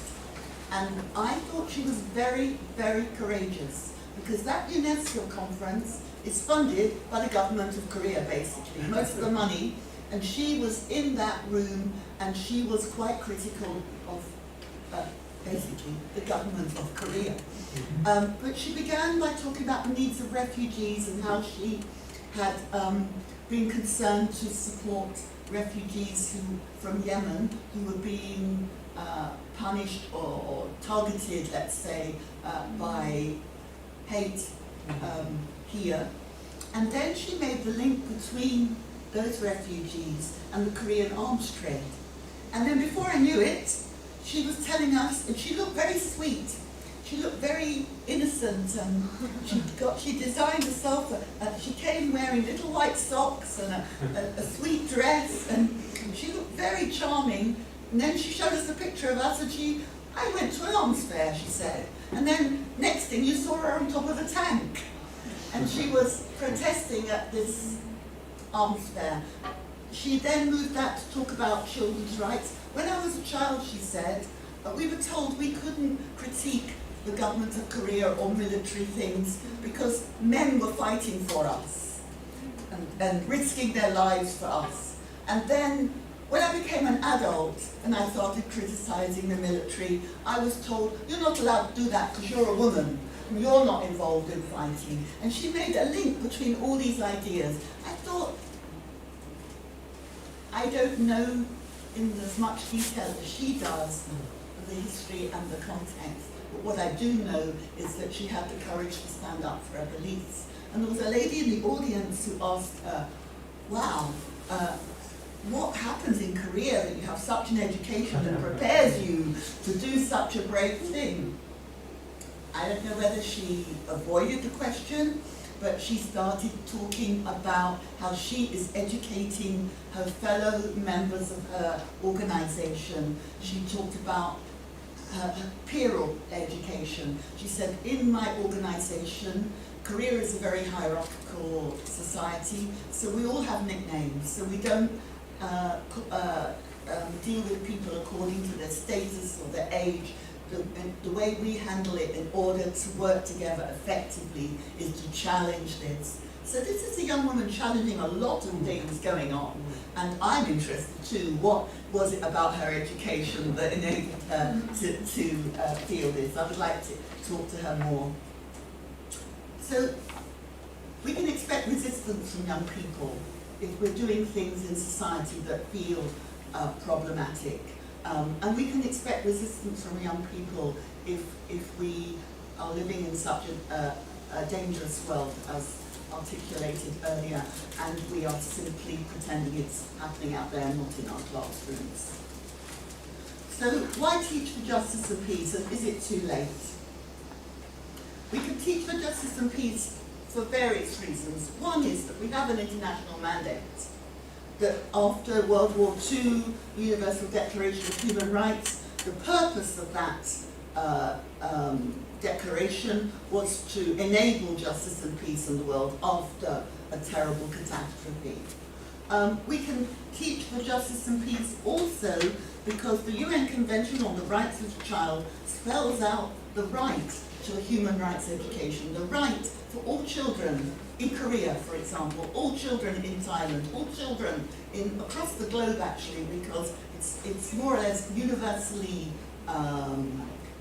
ratified. Children have this right. So if anybody tells a teacher you shouldn't be talking about justice and peace, they can say, our government has signed this, we have an obligation as teachers to teach for justice and peace. We also have the UN Sustainable Development Goals, which can help shape this, and we have a new declaration from UNESCO to support this kind of education. Our students are also demanding it, and we've got to recognise that our students have agency, and all these different things that I've talked about. We've seen students actually demanding these things, so we can't avoid this, I think. So the world's at a crossroads, and the point I'd like to make here is that in 2024, the conflict-related deaths already have reached the highest level ever since the 1994 Rwandan genocide. The deaths in the world this year have already reached that level, conflict-related deaths.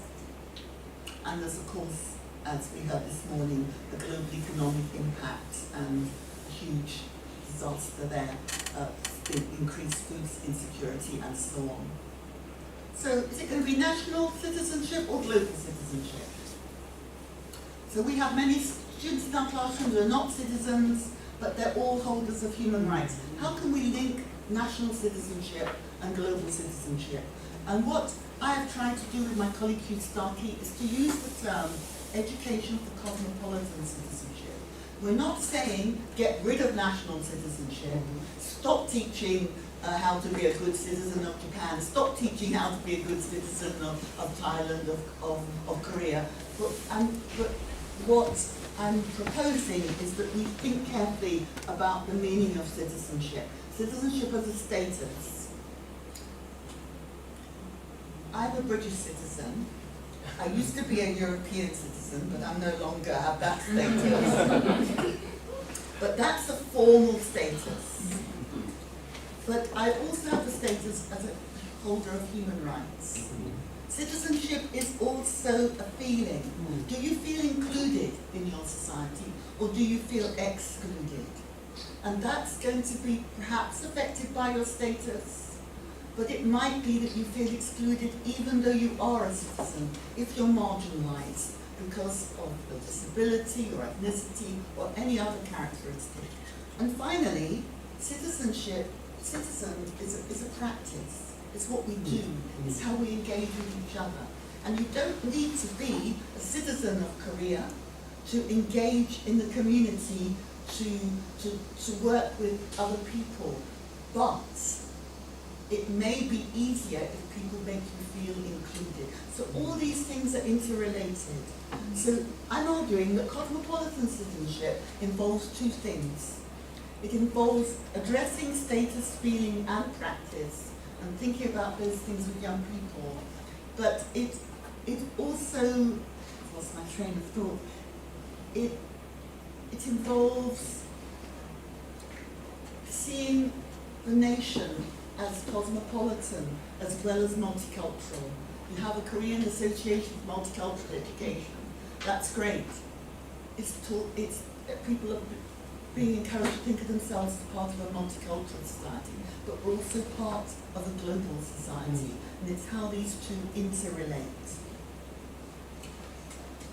And I would argue that human rights are necessarily cosmopolitan, and I would just like to quote two things from the US civil rights leader Malcolm X.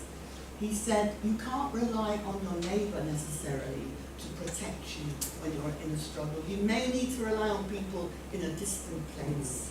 And he said also, we will never be recognised as citizens until we are first recognised as humans. And in all the disaster things that I mentioned at the beginning, it's about whether we're recognising the individuals as our fellow humanity, whether we're recognising them as human or not.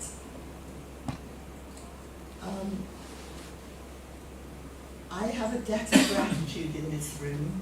There are 2 people here who've helped me to share my work, or will help me to share my work with a Korean audience. And I would like to thank Dr. Lee and Dr. Park Zinan for your work in translating my book. And that book I want to tell you about because I know that they've put in hours and hours and hours of work. And I am very, very grateful to them, and I want to acknowledge them. So thank you so much. I'm talking about the Cosmopolitan Project, and I'm also recognising that schools are national. They're operating in nationalist systems, and they're connected to national history, as we heard from Thailand, national myths, national religion sometimes, national media, and we've got to work in that context of working. And that's another reason why if we can bring the national and the global together, that's a good thing. And finally, I want to think about storytelling. How do we ensure that the human rights approach to citizenship that I propose is culturally appropriate? How do we ensure that? Well, there's a very fine international framework. We've got very great international standards, and I don't wish to devalue them. But rather than track them down to one particular historical route or another, I would invite you to think about human rights as if the urge to resist oppression is a universal urge, and I would argue that it is. All of us in this room do not wish to be oppressed, and that most of us in this room, if we feel oppressed, we will stand up against it. If that urge is universal, then I believe that human rights then are universal on a very concrete and practical way. If sometimes people accuse rights of being individualistic, what rights do you have that you can't practice in community? It's not my rights versus your rights, it's not a fight. I don't have the right to speak, I'm speaking, but if I'm speaking to an empty room, that's a waste of time. So all the rights that you can think of, I would argue, are only experienced in a community. So human rights are something that involve reciprocity, that involve engagement with each other. And that's something I explore in my book, and I think my translators can outline for you better than I can now. And stories make them come alive and make them culturally relevant. And I rely on the work of Homi Bhabha, the post-colonial theorist, to do this. He talks about the right to narrate, and we all need to tell our own stories. So to conclude, I'd just like to read what he said. To protect the right to narrate is to protect a range of democratic imperatives.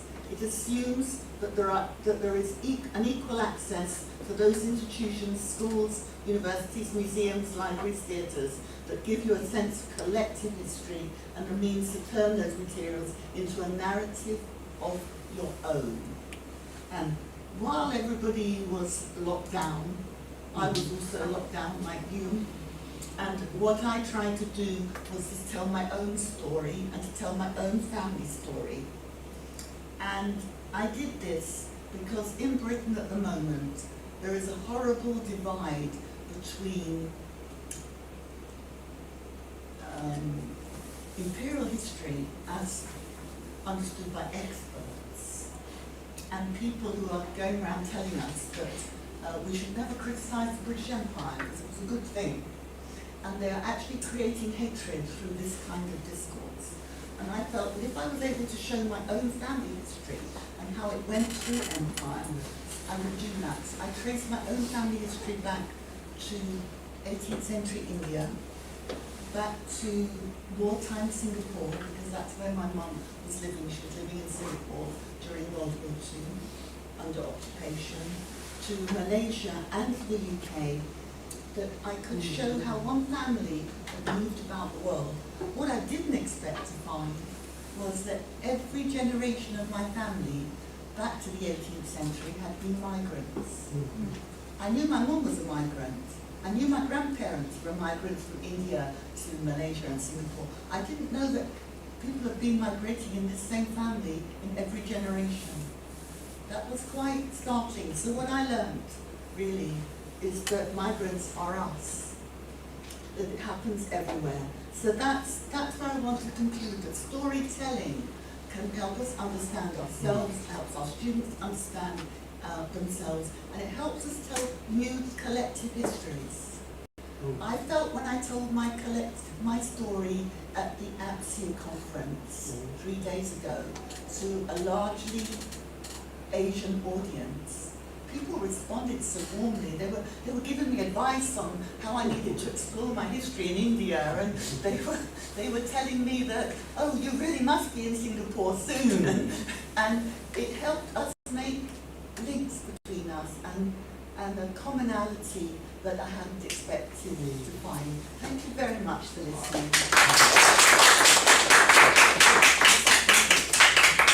Thank you. Oh, yes. We have 10 minutes for your response. Thank you, fine. It's my great honor to listen to your presentation twice a week because I listened to the presentation in ASEAN conference on last Wednesday. It's very moved me. I wanted to recap 4 parts that I very impressed. I think the key part that Professor tried to elaborate more is about now we in the graduate world, right? And in the graduate world, before the globalization, we try to connect to each other. But after we are the post globalization, there are many hate, violence, war, and conflict. It shows that we disconnect, we lose the ability to connect to people.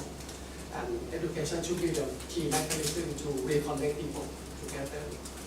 And first, with reconnect to themselves, to their multiple identity. I'm from Thailand, the place that I'm not fit in because my appearance is like Chinese, right? Like Chinese, like Japanese, like Korean. When they talk, I am Thai. People are very surprised, you are Thai, but you have Chinese face. Because my grandfather and grandmother from China. Right? In Thailand, very diverse society. I think I mentioned about this topic. And in many schools, I think nowadays they have like a colorblind for the diversity. I work with many schools in Bangkok Metropolitan.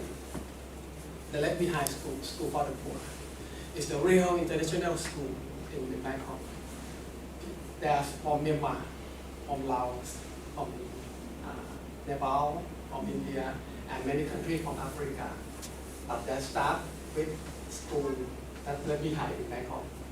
How the school and teacher help children to integrate themselves to the new society is a very big question for us nowadays. This year in Thailand, we have got the really challenges because the war in Myanmar. We start the new semester. Most of students in primary 1 are from Myanmar. In some poor school in Bangkok, all class is foreigner, is not Thai.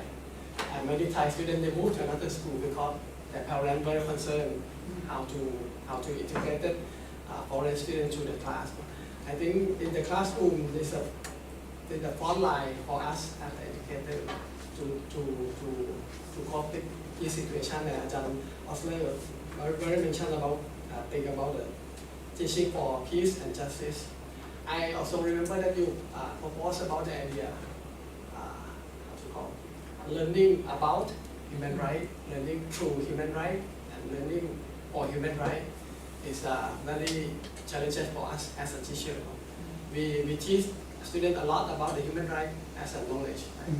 But in the real situation in the classroom, how can we respond to the human rights of each student and support them to help each other act as global citizens in the classroom. And the last thing that I very moved from your idea, you mentioned about the sense of belonging to humanity. It's very key concept. When we talk about the civic education is not only about the political aspect, but in social cultural aspect. How can we build up the sense of belonging to the group? before we are citizenship, we are the membership, right? We have to have the sense of the member of the group first, and then we grow up as a citizen. I'm very impressed that you talk about teachers don't hear expression of students. Then we have to start with the pedagogy of listening pedagogy, listening to students to provide opportunity to them to make voice, and guarantee that their voice to be heard. And last thing, embrace the challenge of diversity in the classroom is the key.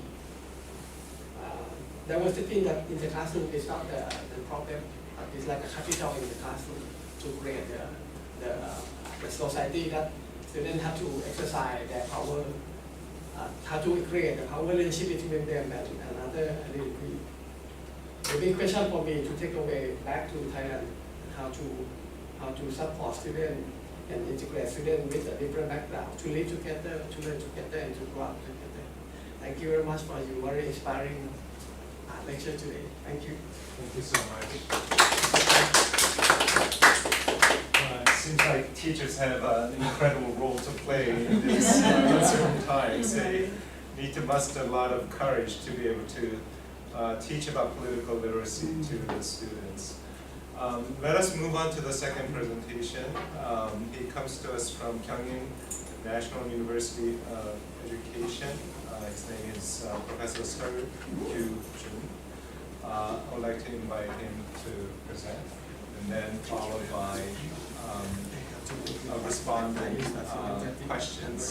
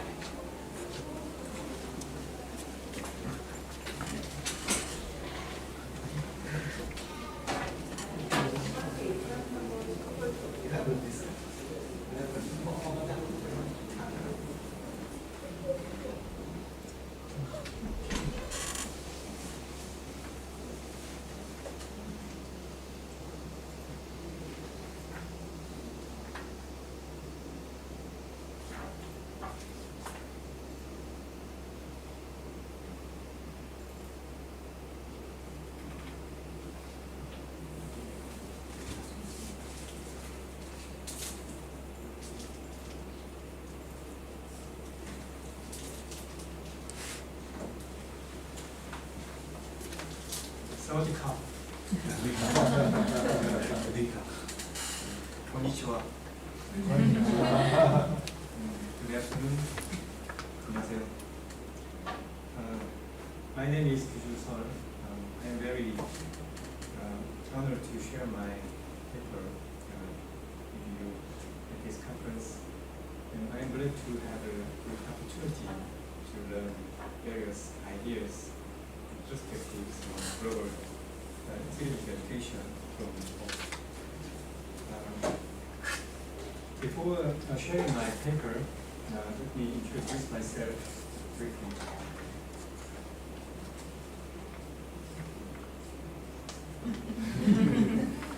My field is social studies education. I'm interested in democratic citizenship education, global citizenship education. I'm a big fan of baseball and tennis. This morning I feel a bit sad because I couldn't play tennis. This morning. Every weekend I play tennis. To be honest, I am a big fan of sports, almost every kind of sport. And this is the third one is a secret.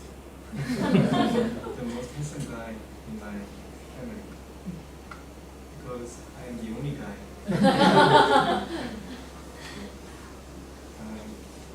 The most ugly guy in my family,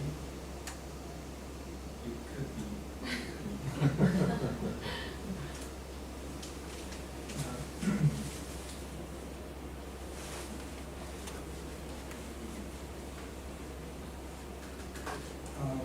We are in the middle of afternoon, so I think you could be a bit sleepy. So I would like to give you a very easy quiz.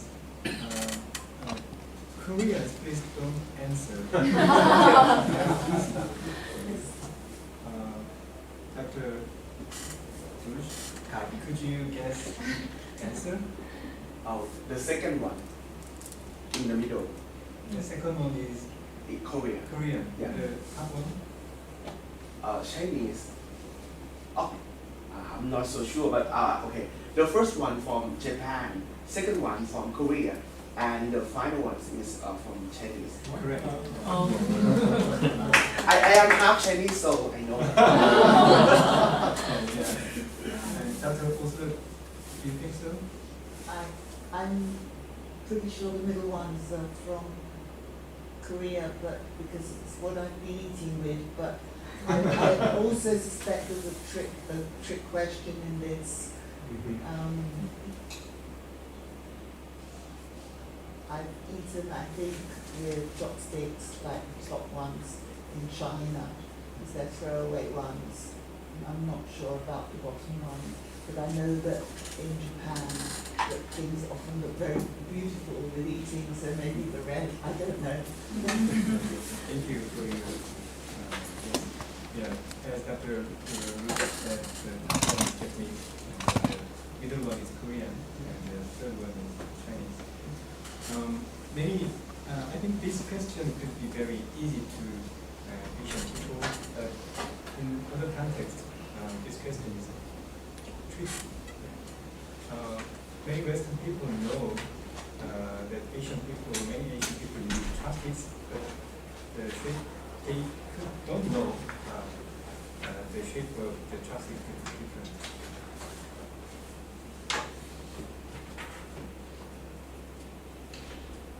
This is a picture. Please don't take this picture too seriously. This is a picture, I think, made by a Chinese person. Just a kind of prank. Not serious one. Chinese people could think they are more good-looking. And Koreans do the same. Japanese do the same. And but Americans cannot distinguish the three types of Asian people. Korea, Japan, and China are categorized into East Asia. Sometimes the three countries dealt with kind of a package. East Asia, and there are 10 countries in Southeast Asia. But many people in Korea and many people think Southeast Asian countries are also same with each other, but they are not.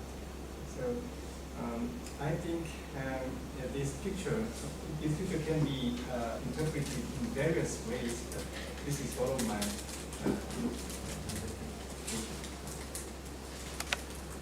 okay. Let's move on to my paper. My paper is divided into 5 parts like this. And this paper is supported by FCU in this year. The whole topic is enhancing global citizens' competencies in Asia. So this is one of the good chapters of the project. This is not final version, so I'm working. I think many of the global citizenship education around the world is deeply related to cosmopolitanism, which views all human beings as members of a single community called Earth. I think cosmopolitanism has contributed a lot to global citizenship education. Such conceptions of global citizenship education could be connected to the kind of myth of Western Western supremacy. They could have like Western perspectives and methods of global citizenship education becoming kind of standard, norm, standard in non-Western countries, such as Asian countries. I am talking about the global citizenship education in the context of Asia, but I cannot represent Asia, so in this paper I just deal with the Korean background, Korean context, Korean examples. Of course, it is necessary that Asian countries refer to the concept of principle or experiences of global citizenship education in Western countries, and we should learn from that then. However, copying Western perspectives or practice verbatim is neither desirable nor recommended because the context is different. Western discourse or experience might not always apply in non-Western context. With this background, my paper aims to suggest our direction, not the direction, it's a direction of global citizenship education in the local context of Asia. This is the 3 research questions.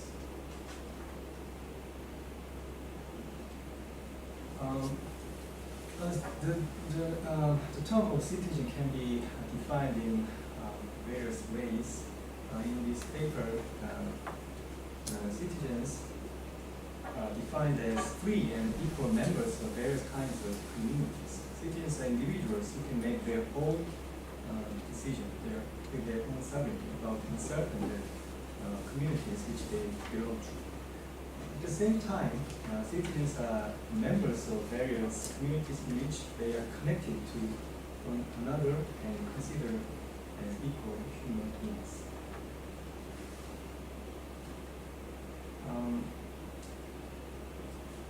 The city competencies can be also explained in various perspectives, with various content.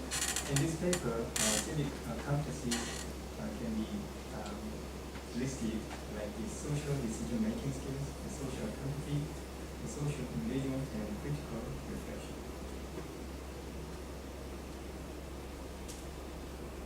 UNESCO, around 10 years ago, UNESCO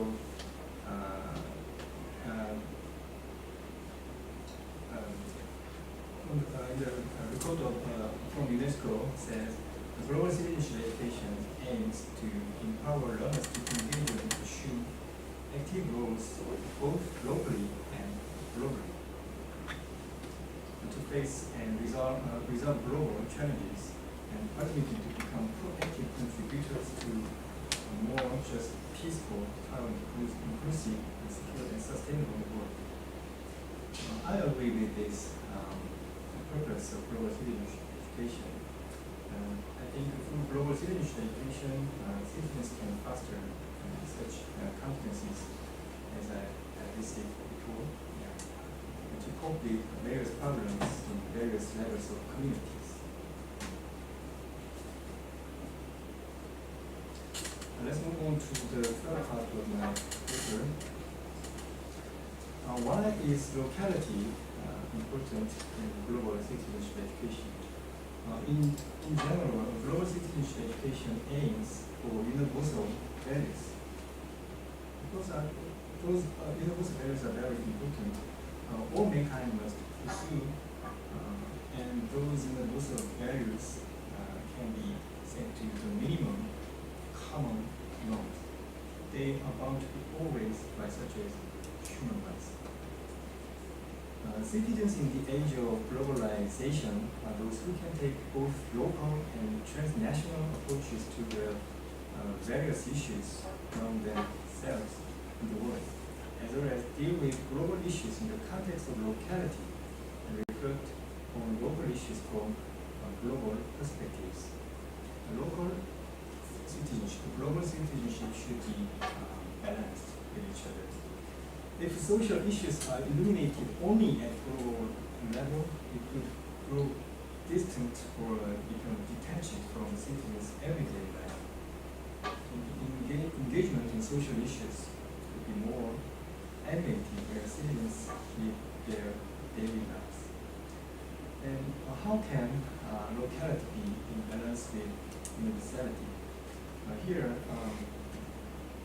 you can focus on Clark's idea, very Clark's idea of a posteriori universalism as an alternative of a priori universalism.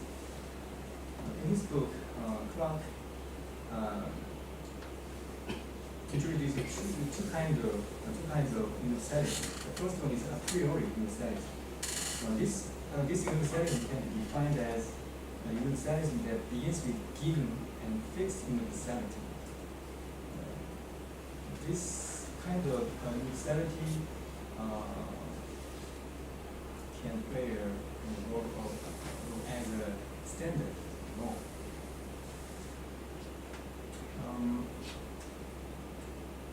A posteriori universalism does not rely on universality as a priori, but discovers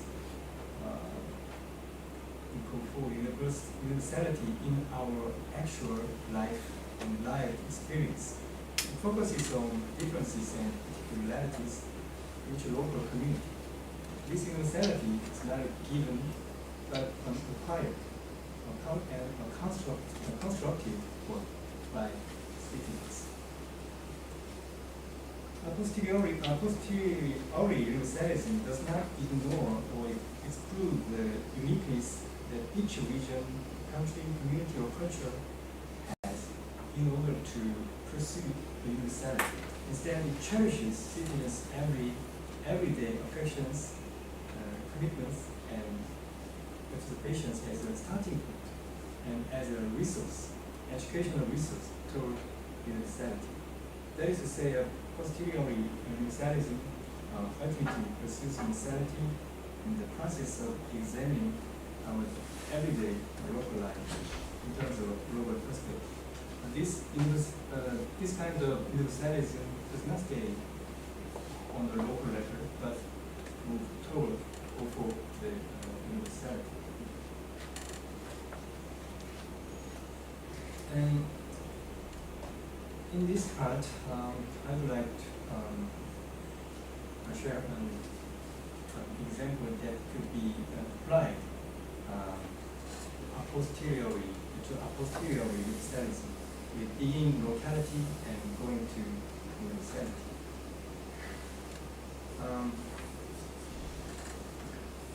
One of the examples of difficult history in Korea is reflected on statue of peace. Every country has its own difficult history, like war or discrimination. Korea is the same situation. Statue of Peace in Korean, 평화의 소녀상, which was erected to commemorate the conflict women who were forced to serve the Japanese army during World War II.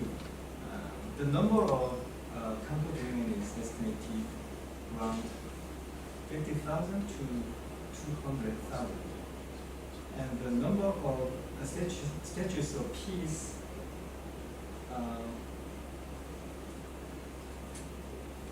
is around more than 150 in Korea and around 15 in other foreign countries like the US, Australia, China, Taiwan, and Germany, and Italy, and Canada. The statues of peace have been built in parks, in universities, local communities, centers, etc., letting citizens see them in their everyday lives. Some schools and some teachers and NGOs bring students to the Statue of Peace close to their residency and use it as a resource for history education and global citizenship education. This is the example of the Statues of Peace. The left one is in Jeju Island, and the right one is in Los Angeles, in USA.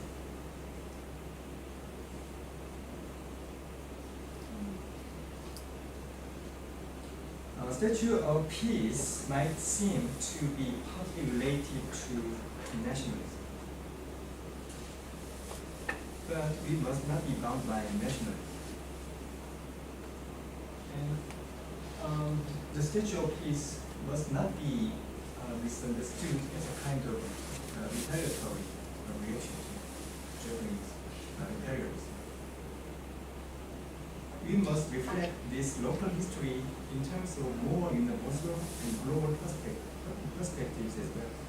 We can also connect the conflict of women in Asia to the women's rights issues or human rights issues in the world in Ukraine and Israel-Hamas or Moscow. There are many sexual crimes there, and many women suffering from such kind of war crime. Statue of Peace is not just a sculpture occupying a specific local place. Rather, it has a difficult history of numerous female victims of sexual crimes during World War II. Such a sad history does not remain only in the past, nor here in Korea, but goes beyond time and space and has for universal values that we still need to pay attention to today in all corners of the world.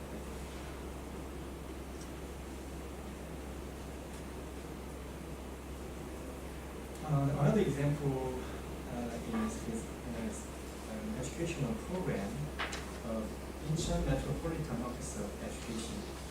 Some teachers are from Incheon, right? And citizenship education in East Asia.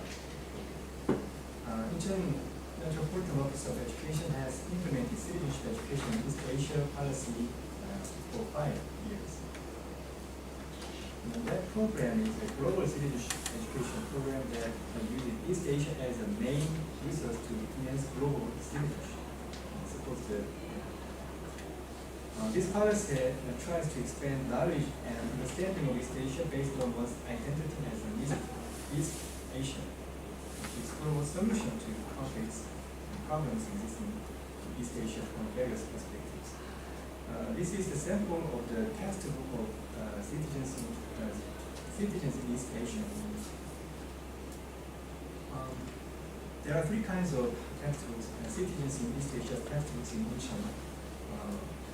Every school level, elementary, middle, and high school. This is the textbook for high school students. It was published early in early 2024 this year. And some sections of these textbooks are about I'm sorry, this is a Korean language, but those sections are dealing with the Chinatown in Incheon,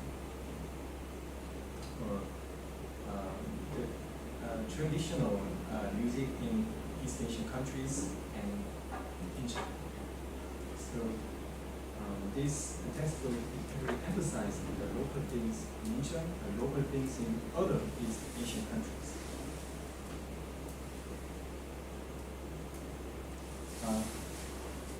Global citizenship education does not deal with global issues or view them only at global level, not just global level, but also considers regional and national levels too. It is important to critically understand the meaning of global issues as well as their relationship with smaller regions and countries, to discover that people are closely related to the communities and daily lives, everyday lives in each day. On the other hand, local issues should also be examined, not just in their own context, but also from more universal or global perspective and reflected on how they can be meet universal values. Thank you for listening. Thank you so much.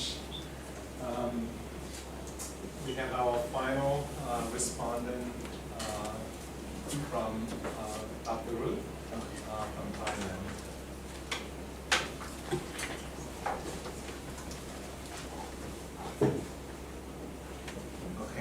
so sorry that I don't prepare the presentations of the discussion, but I write a short essay to reflectionist. Okay. I will start. Okay, I am Yudru Shah from Senior Liberal University, Thailand. I will start the discuss with appreciation and thankful to Dr. Song. Yeah. And I speak your name right. So, your last name. Seoul. Okay. Yeah. It is very close to Seoul. So, okay. Yeah. Dr. Souls created very meaningful and useful papers about the global citizenship educations in context of Asia. And I believe that everyone on his rooms, we all know that our hometown, Asia, and also England, are very diverse in terms of history, cultures, and nationalities. And Dr. Souls provides the very meaningful definitions and of global citizenship station nowadays is very clear. To mention the course, think locally, act globally in an introduction class, and also focus on the decision-making skills as a specific skill for GC is in the definition class made me and also the reader gain more understanding of the concept. And I strongly agree with him with the idea in Thailand and some other countries of the world, fed of the political crisis just because the unpredictables and misunderstanding of the decision making. So when you mention this, it's very useful and clarifies. And also, I agree with you that decision making is a core of citizenship education. In the part 2 or 3, Dr. Saul also gave us an in-depth situations in Indonesia to show us how to connect the local citizenship skills to relate that to post-historic universal lessons, which is demonstrate hand-on democracy, which is very clarifies. And also in the final part, the case study of Korea, in the paper that you mentioned, this confront woman is very, interesting, which I want more detail about this. In terms of citizen duty, representations of procedures to enhance the women's rights all over the Asia and the world. So that point is very, important. And the course and the details about weapon of wars is very obvious and reflects the equals and freedoms of all, many lands and as the universal levels. And I also give like a 100% agree with Dr. Souls in the paper, in the conclusion part. Okay, I have to list it. Global citizenship should not unconditionally aim at the universal or global, but should be able to utilize the locals at the resolve by study for the locals. It's very important, this part. As Anatapun mentioned, right now in Thailand, we have a lot of, children that come from Myanmar just because of war here. And guess what? Maybe I should do the research and present next year. But the most subject that the Myanmar children is very interested in, and also the parents, is Thai language and Thai culture. Because they don't want to come back home. They just want to stay in Thailand. So this is the course that you write is very, important. And you can see, if you search in the emails, you can see the news that back in the April, during the Songkran Day, is a Thailand New Year's. You can see, a lot of Myanmar labels, yeah, they come to Thailand to be available. Like more than 2,000 waiting to respect the grand palace, to respect the environment in Thailand. You can see in the news that reflect that Thailand provides, very close cultures, and that's the reason why that we have to learn the perspective of the global citizenship and becoming a good and responsible local citizenship, and have a broad perspective to connect with the world, make us a good citizen.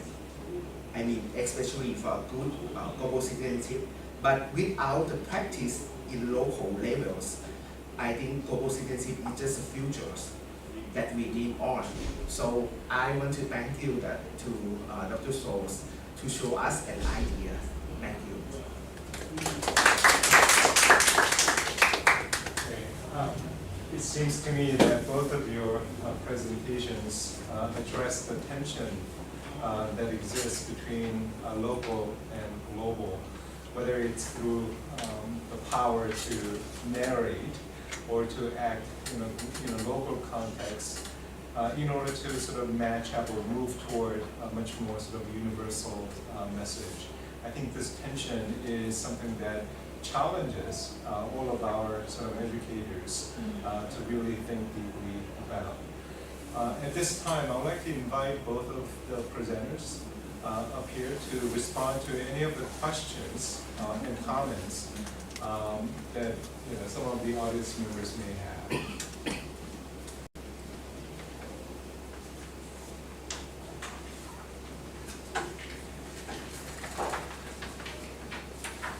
Let's see if there are any questions. Are there any burning questions from the audience? Yes? First of all, thank you very much, Dr. Otley. Your presentation is fantastic. So especially I'm attracted by the part of teachers involved and teacher duty. I would like to ask about teacher disclosure. The bringing the socially sensitive and controversial issue in classroom and disclosing the teacher's opinion on controversial issues are related but different. So I'd like to ask that, do you think teacher can disclose their thoughts on controversial or sensitive issues in class? Maybe the broadly three choices we could have. Do not close, or the postpone the revealing, and say as you want. So maybe the fourth way, maybe you might have. So what do you think about that? Related to the theme of your presentation. I think it's going to vary according to context. So if I give you an example from the UK, or from Norway, where I've been working a great deal. I think Norway. So in Norway, a lot of children have been complaining that their teachers are racist. Okay? When they make these complaints, the teachers say, "Oh, this is outrageous. We are good people, we couldn't possibly be racist." And so the notion that you try and be neutral and not give your opinion on what has become a very controversial issue there seems to me to be false, because I think that children of colour, if a teacher doesn't say, "Well, I am open to listen to you, I'm not going to make the judgment," or if a teacher says, "I'm not going to comment on what I think about this debate," then the children will assume, that children of colour will assume that this, from their prior experiences, that their teacher is holding a racist opinion. So that's the controversial issue that a group of teachers wrote to a newspaper last year and said they thought it was outrageous that children were calling them racist, because that meant that was limiting their freedom of speech. If if they wanted to use bad words, they would use them. I mean, they didn't say they were bad words, but I would call them bad words. So then they were awarded a prize by a free speech organisation. Now, if you're not prepared to stand up and talk about, I don't intend to be racist, but maybe things I may do may give that, and I would like to have a dialogue with you, then I think there's going to be a problem. But there might be other issues where always the child will feel that they're being judged if the teacher doesn't reveal their position. So I think it's extremely complicated. But I think we also have standards.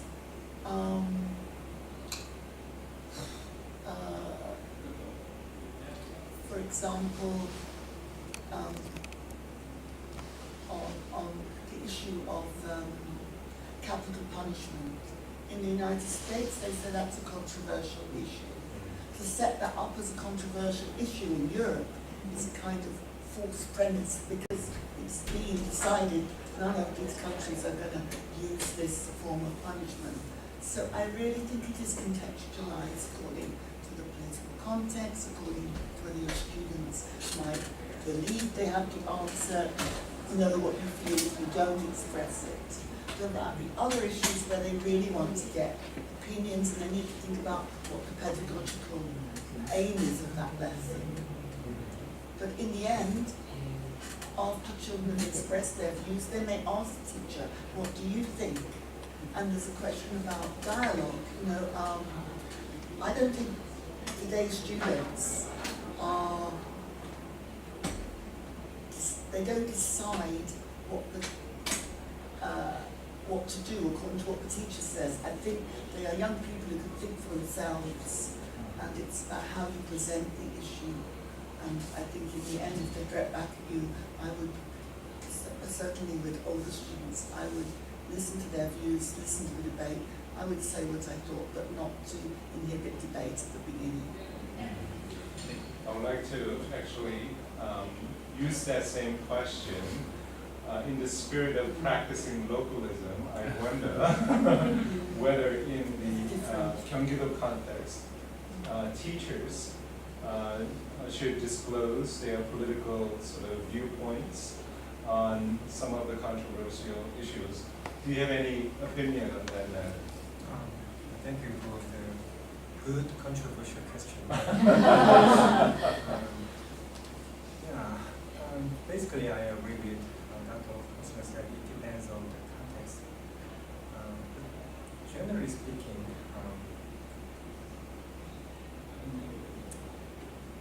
I think I am more on supporting teacher disclosure when it comes to the controversial issues, but we should be very cautious. For example, if teacher disclosure could be more effective and more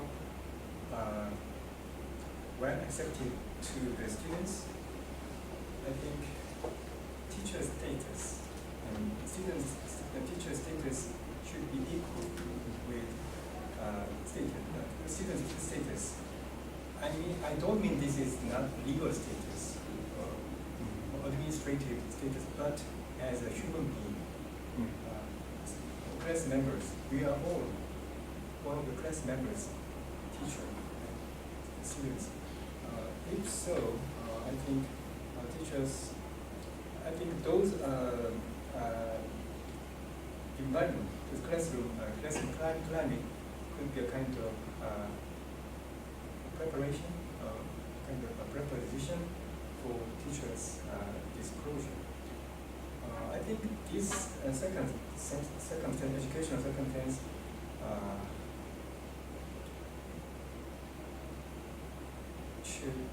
could take more time. This could not be made easily. I don't think so. So we should have more patience, and we have tried. We should try for that goal. Well, thank you for that. response. We have about 10 minutes, and at 5:10, there's going to be a closing ceremony, so we need to promptly end our session at 5 o'clock. So maybe a few more questions. Yes. Yeah, I have one question to Dr. Oswald. So my question is about your definition of citizenship. So you define the citizenship as sense of belonging, and I think there might be some students or people who don't feel that they feel the sense of belonging to the nation, like the refugees. So it would be very difficult to teach them to have the sense of belonging to the nation and have the citizenship. Citizenship. And also I wonder, in that case, like they also have difficulty in having the sense of belonging to the nation and also global, the world. For example, like the refugees who experience the war, like Ukraine war, like it will be very difficult they have a sense of belonging to the whole world because of the war. So I'm wondering like how we can deal with this kind of issue and how we can teach the students who don't feel those kind of sense of belonging to the nation and also to the world. Right. Thank you. Just to clarify, I think what I mean is I think citizenship is related to status, feeling, and practice. And that feeling is missing in many students who are citizens in the legal sense, and the ones that we described who are not in the legal sense. And I don't think it's our job to teach them that they should belong to the nation. I think it's our job as teachers to enable them to feel a sense of belonging in the community they're in. That doesn't, so for example, in a classroom in Korea, that wouldn't be to make them feel, oh, you should belong to Korea because, we've taken you in or something like that. But it should be to create a community in that classroom where they feel safe, psychologically, and where they feel safe socially, where they can act, and where they feel safe in order to express themselves. So it's not trying to get somebody to belong to the nation. It's creating a sense of belonging so they can act. So if we think of they living in a particular neighborhood in Seoul, that they could actually feel confident to engage in community activities, they could feel confident alongside their peers who may have citizenship to go and do things. The challenge is the society. Yeah, the society either makes you feel helps you belong, or it doesn't. But I think the responsibility within the classroom is to create a safe environment of belonging there. If you have the status, of course, it supports of citizen. It's one of the things that can help belonging. On the other hand, our colleague here mentioned how he loves sports, right? You can create a sense of belonging to a sports team. There are lots of ways of belonging that give students courage and confidence then to act. And my basic line is that all students have rights in terms of their basic human rights, and that's how we communicate. If you were teaching a child, this is the rights of people in Korea, and you make them feel, well, that doesn't apply to me. Oh, listening, that doesn't apply to me. You're going to feel isolated in that classroom. So I'm advocating, yes, they do need to know what people's rights are within the community, but they also need to know what the rights of all human beings. So it's about a dialogue between belonging and acting. And also status, as Yeah. you mentioned as well. So those three things are They're very interrelated. important part of citizenship. Is there a local response? Yeah, I think a sense of belonging is very important to harmonize people with various backgrounds.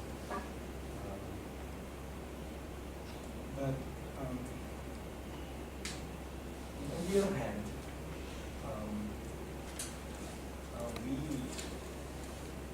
I think we cannot make people feel belong to same community, same group, or same community. Of course, it is good for harmonization of all human beings, but sometimes, in some contexts, it could be a kind of violence to someone. Some people, some groups, some members of the group could have more time, need more time for preparation. So before the romantic, before we arrive at the romantic goal of the whole sense of belonging, we should give more opportunities and time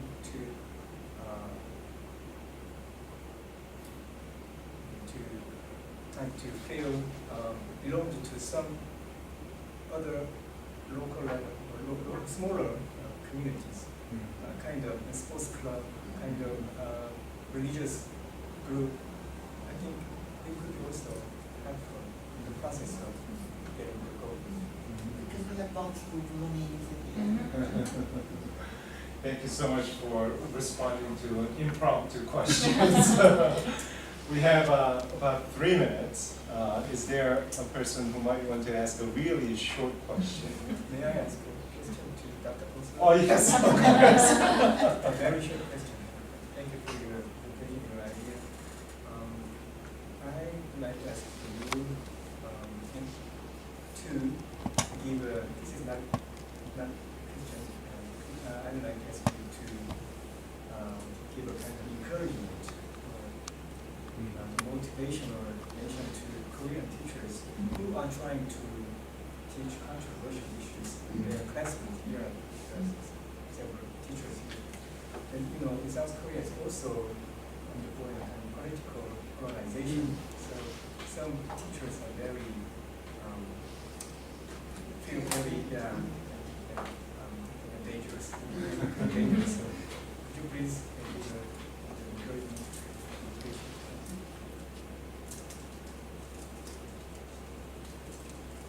If you're teaching something which is controversial, I think this is very difficult. It's a challenge. Nobody should underestimate how hard it is, and it requires courage. But we are teachers because we believe we can make a difference. We're teachers, I think, because we are people with hope. And I think that is probably something that is applicable to teachers. If you don't have those things, you give up and find another job. So I think to recognize courage, to support each other with courage, to find allies. And if you don't find allies in your own school, maybe you find allies in your teacher union, or maybe you find allies of teachers in your sports team or some other place. But I think it's really important not to feel you're struggling alone. And I would share that before I came here to Seoul the week before, I was feeling rather low at a personal level. I'm not saying that I was having a major mental health crisis, but I was feeling pretty low. and it was the atmosphere at the UNESCO conference of all these teachers together, all these, they weren't all teachers, they were academics, they were administrators, they were policymakers, but they had some shared goals, and they renewed my faith. So it's always to find my faith in my roles, it's always to find allies, is pretty critical, and to remember that it does take courage, and to, when you see somebody else doing this, to encourage your colleagues, not to criticize them. It's very, very easy to feel undermined, and we may get it wrong. And I can't tell you how many times I've got it wrong in teaching, and then to rely on support of colleagues to build up again. I can't really say any more than that, but to have courage and find strength in your colleagues and friends. Okay, well, with those final words of encouragement, I think this is a good time for us to end our session today. I would like to thank the speakers and also the respondents. We have a few minutes before the closing ceremony. Let's give all of us a round of applause.